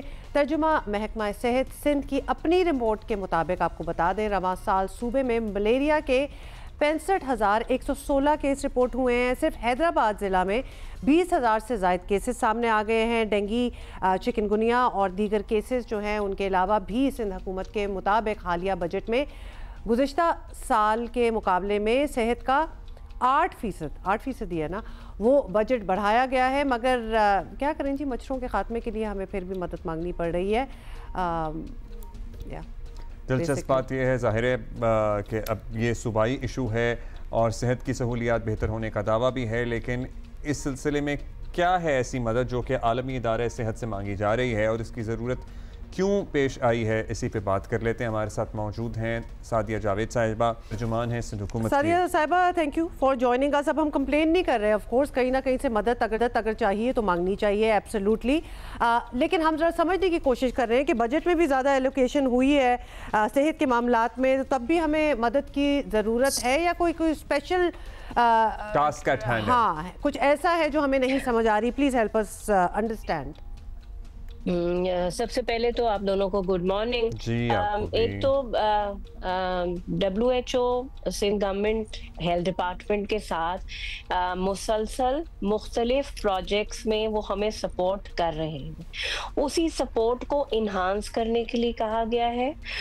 कोई नई सपोर्ट उनसे नहीं मांगी गई है, क्योंकि आपको पता है कि क्लाइमेटिकल चेंज के बाद जब 2002 के बाद से मुसलसल WHO जो है वो सिंध गवर्नमेंट और हेल्थ डिपार्टमेंट के साथ इंगेज है। मुख्तलिफ प्रोजेक्ट्स में, हेल्थ फैसिलिटीज में वो हमें टेक्निकल सपोर्ट्स दे रहा है, असिस्टेंस दे रहा है। उसी को कहा गया है कि थोड़ा इन्हांस करें, क्योंकि बारिशों का मौसम है। आपको पता है डेंगी रैपिडली रिपोर्ट होना शुरू एकदम से हो जाता है, उसकी मैनेजमेंट करना के लिए ये असिस्टेंस मांगी गई है। अच्छा, उसकी कोई ख़ास इलाके हैं जहाँ पे स्पेसिफिक असिस्टेंस चाहिए, किस नौयत की असिस्टेंस चाहिए? क्या अपने वसाइल नहीं हैं इतने कि हाँ जी इतने बड़े पैमाने पे मच्छरों से डील किया जा सके या उससे फैलने वाली बीमारियों पे काबू पाया जा सके? जी, आपको पता है कि ऑलरेडी जब 2022 का जो रेन फ्लडिंग थी, उसके बाद हेल्थ की बहुत सारी प्रॉब्लम्स क्रिएट हुई थी और ओवरऑल सिंध के लिए असिस्टेंस मांगी गई है, रूरल एरिया के लिए ज़्यादा, क्योंकि वहाँ वैसे ही लोगों को अवेयरनेस नहीं होती, सफाई सुथराई के मामलात हैं, तो इसलिए ये असिस्टेंस मांगी गई है। और क्योंकि अब की दफ़ा भी रिपोर्ट जो PDMA और बाकी क्लाइमेटिकल बारिश के लिए रिपोर्टिंग हो रही है, वो अर्बन फ्लडिंग और उसके खदशात जाहिर किए जा रहे हैं। तो इसलिए ये प्रिकॉशनरी मेजर्स लिए गए हैं कि लोगों को जो है वो ये मैनेजमेंट पहले से की जाए। असिस्टेंस आपको मिल गई है, इसकी यकीन दहानी हो गई है या मिल जाएगी? नहीं जी, ऑलरेडी वो हमारे साथ है, उसको इन्हांस करने के लिए कहा है। हेल्थ डिपार्टमेंट ने खत लिखा है, उनकी टीमें यहाँ मौजूद हैं, उनके साथ जो कोलैबोरेशन है। सॉरी, मैं यहाँ आपको जरा रोक रही हूँ, बिकॉज हम ये भी बात समझने की कोशिश कर रहे हैं कि ये मसला कोई नया नहीं है। लिटरली हर साल ये मच्छरों वाला डेंगी हो रहा है, मलेरिया हो रहा है, but this is nothing new to us. कब से, कितनी दहाइयों से हुकूमत है आप लोगों की भी यहाँ। वी वांट टू नो कि अभी तक नंबर 1 मैनेज क्यों नहीं हो पाया, क्या हर साल बढ़ जाती है ये प्रॉब्लम भी? नंबर 2, जब हम असिस्टेंस की बात करते हैं, why do we always have to go to world health organization? हम अपने यहाँ पाकिस्तान में ही बाकी सूबों से क्यों नहीं मदद ले सकते या हम सीख लें? जैसे कि केस इन पॉइंट पंजाब में भी ये इशू चला है, उन्होंने भी मैनेज किया है, तो क्या हम इस तरह असिस्टेंस नहीं कर ले सकते कि भाई आपने किस तरह किया, हेल्प अस आउट, हम भी कर लें? जैसे आप 1112 में असिस्टेंस लेते हैं और दीगर इदारों में कोऑर्डिनेशन है, बहुत सी चीज़ों में है कोऑर्डिनेशन। देखिए, पंजाब ने भी जब डेंगू बहुत ज्यादा स्प्रेड आउट हुआ था, आपको याद है कि बहुत हजारों में रिपोर्टिंग, हाँ जी, श्रीलंका से मदद ली गई थी। खुदा ना खास्ता सिंध में ऐसा कोई ड्रास्टिक नंबर नहीं है जिसके लिए मैं कहूँ कि जी, लेकिन क्योंकि ऑलरेडी एक इदारा हमें असिस्ट कर रहा है, तो इसीलिए उसको रीअप्रोच किया गया है कि थोड़ी सी आप असिस्टेंस बढ़ा दें। और इसमें कोई मजायका नहीं है, अगर हमें ज़रूरत पड़ेगी डेंगू मैनेजमेंट के लिए या किसी और चीज के लिए, तो पंजाब गवर्नमेंट से भी बात कर ली जाएगी, फेडरल गवर्नमेंट से भी बात बिल्कुल कर ली जाएगी। यही हम पूछना चाह रहे थे, क्योंकि अगर उन्होंने भी, पंजाब हुकूमत ने भी श्रीलंका से मदद ले ली थी तो हो गई ना मदद, तो अब हम उनसे ले सकते हैं पंजाब से। और दूसरा जो है, ये world health organization type organizations की अपनी फंडिंग भी तो कम हो गई है, आपको पता ही है।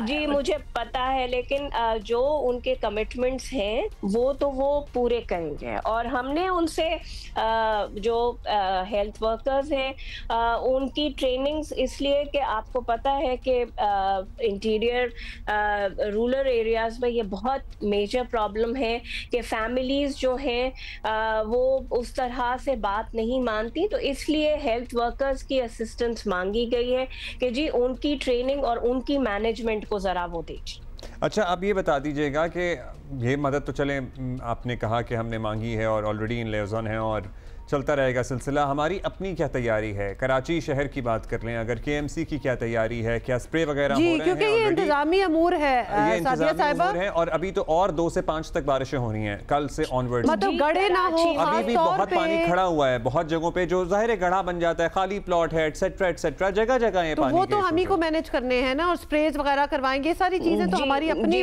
प्रॉब्लम है। हुमा, जो शहर में बरसात के बाद बिल्कुल पानी खड़ा हुआ है, उसके बाद केएमसी इस मामले के लिए भी बिल्कुल मुतहरिक है और वो अपने जुडिक्शंस में स्प्रे कर रही है। टाउन्स को भी ऑर्डर किया गया है कि वो अपना स्प्रे करें जहाँ जहाँ पानी खड़ा है। कोशिश करें कि वो जो पानी खड़ा हुआ है वो ना खड़ा रहे। अब देखें, खाली प्लॉटिंग्स पे अगर पानी खड़ा है तो वो वाकई गवर्नमेंट के लिए, केएमसीज के लिए प्रॉब्लम है, लेकिन कोशिश की जा रही है। कराची में स्प्रे शुरू हो गया है और जो मेरे पास नंबर्स हैं, खुदा का शुक्र है कि वो ड्रास्टिक नंबर्स नहीं हैं उस तरह मलेरिया या डेंगू के, जैसे कि अभी जो बारिश हुई है उसमें हो सकते थे, लेकिन वो नहीं है। थिंग्स आर अंडर कंट्रोल और केएमसी अपना काम कर रही।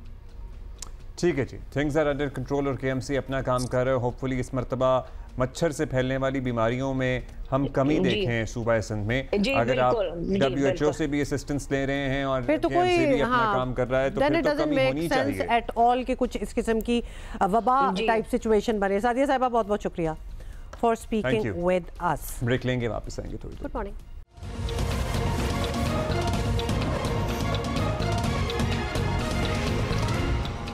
अच्छी खबर ये है कि सिर्फ हमारे यहाँ ही गर्मी नहीं है, हर जगह गर्मी है। आई एम सॉरी, क्योंकि हम जल रहे हैं तो दुनिया क्यों ना जले, है ना।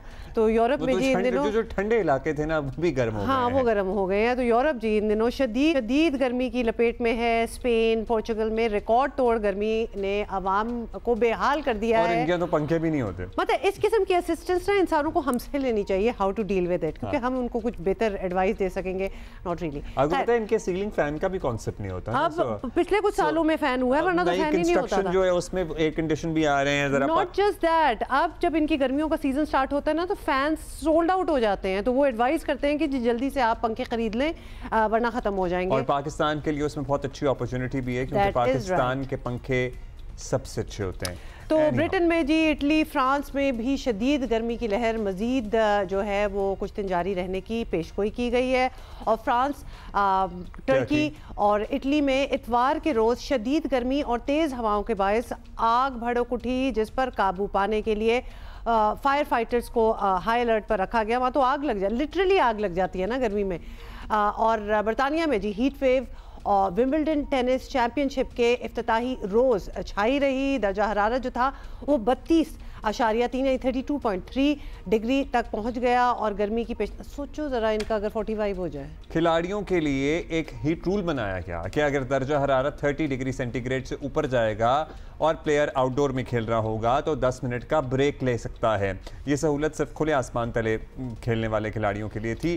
ब्रेक के दौरान खिलाड़ी कोर्ट से बाहर तो जा सकते हैं लेकिन कोचिंग या मेडिकल ट्रीटमेंट नहीं ले सकते हैं, लेकिन कोर्ट के बाहर थोड़ा सा छांव में जा सकते हैं, पानी वगैरह पी सकते हैं, कोई ड्रिंक वगैरह ले सकते हैं। सो या ये है क्या हो सकता है भाई, हम तो रूल तो गुजर ही रहे हैं इस चीज़ से बहुत सालों से, तो अब ये पूरी दुनिया पे जो है गर्मी छा गई है। लेकिन जिन मुल्कों के अच्छे मौसम होते हैं ना समर में भी, जिन शहरों के, वो भी एक ट्रीट लगती है सीरियसली, मतलब कि अच्छी मगर ग्लोबल वार्मिंग में आपको पता है ना, हमारे वो मौसम वो जो अच्छे ही तसव्वुर किए जाते थे या वो शहर जो ठंडे ही रहते थे वो अपने एवरेज से बढ़ रहे हैं। हाँ, बढ़ रहे हैं, वो अपने एवरेज से बढ़ रहे हैं। हाँ, और हमारे यहाँ ऑन द अदर हैंड बारिशों का सिलसिला चल रहा है। NDMA ने खबरदार किया है कि 2-4 दिन में मौसम का नया सिस्टम आने वाला है, मानसून का नया सिस्टम आने वाला है। पाकिस्तान के शहर शहर गांव बारिश होगी, खासतौर पर शहरों में फ्लडिंग के खदशात बहुत ज़्यादा हैं। NDMA ने अपने ताज़ा अलर्ट में शदीद बारिशों मुमकिन ये कुछ हम आपको पिंडी के साथ शॉट्स दिखा रहे हैं, आपको बताते भी जाए ना कि हर जगह का हमने आपको बताना होता है। से निपटने की तैयार रहने की हिदायत की है। नदी नालों में तुग़यानी का भी खदशा है। NDMA ने वाज़े तौर पर कहा है कि कराची, हैदराबाद, ठट्ठा और बदीन में शदीद बारिशों के बायस सैलाबी सूरत हाल पैदा हो सकती है। तो अभी जो होना है उसकी बात हो रही है और आवाम जो हैं वो आपको पता है हमारी कंस्ट्रक्शन भी थोड़ी सी ऑफ हो जाती है, तो उससे ज़रा बचें, कच्ची दीवारों, बिजली के खंभों, बिल बोर्ड्स वगैरह से दूर रहें। और कल आज सुबह भी बाय द वे थोड़ी सी आपको छत गिरी थी वो एक अपार्टमेंट बिल्डिंग की 5वीं मंजिल से। अच्छा, तो आज सुबह भी ऐसा मौसम बना हुआ था कुछ कराची में जैसे बारिश हो सकती है। बूंदाबांदी तो हो रही थी सुबह, बूंदाबांदी हुई। बूंदाबांदी से भी बस बांदी कह दो, बूंदा तो कुछ नहीं हुआ था क्योंकि वो बहुत छोटी बारिश थी। इसे पता है क्या, कनियां पड़ रही थी। क्या पड़ रही थी? कनियां पड़ रही थी। कनियां पड़ रही थी, फुआर कह लें आप, rather फुआर is actually the right term. Thanks a lot. किसने बताया? तो नहीं, मैंने यहाँ से किसी ने आवाज नहीं थी फुआर की।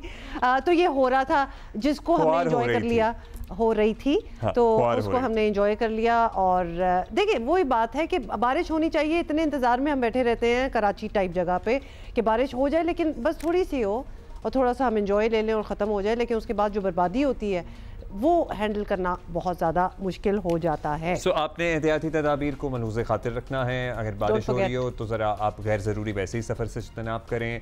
जहाँ आपको तारे वगैरह गिरी हुई नज़र आ रही हैं, खबरदार जो आप वहाँ से गुजरे, अगर घरों की घंटी में आपको लगता है कि खदशा है, वैसे तो ना बजाएं, फ़ोन पर रब्ता करें। हाँ, आप कौन घंटियाँ बजाता है? अगले को पता नहीं होता कि आप आ रहे हैं, कोई सरप्राइज तो नहीं दे रहे ना। आजकल तो हर चीज़ बता के इधर उधर होती है। सो और ये सारी बातें रिपीट पे चल रही हैं, बहुत सालों से यही हो रही हैं। So just be vigilant. अच्छा जी, एक और बर्थडे भी है जो दुनिया में उनके फैंस मना रहे हैं। प्रिंसेस ऑफ वेल्स, अफसानवी दास्तान की शहजादी जैसी शोहरत पाने वाली लेडी डायना की सालगिरह है आज। तो शी इज़ नो मोर, लेकिन उनकी फेम और actually there has never been anybody like her again. Absolutely. वो जो एक प्रिंसेस का एक वो होता है ना थॉट आपके दिमाग में आती है, वो लेडी डायना ही थी। सो that is it for right now. We will see you tomorrow. Have a great day. Bye.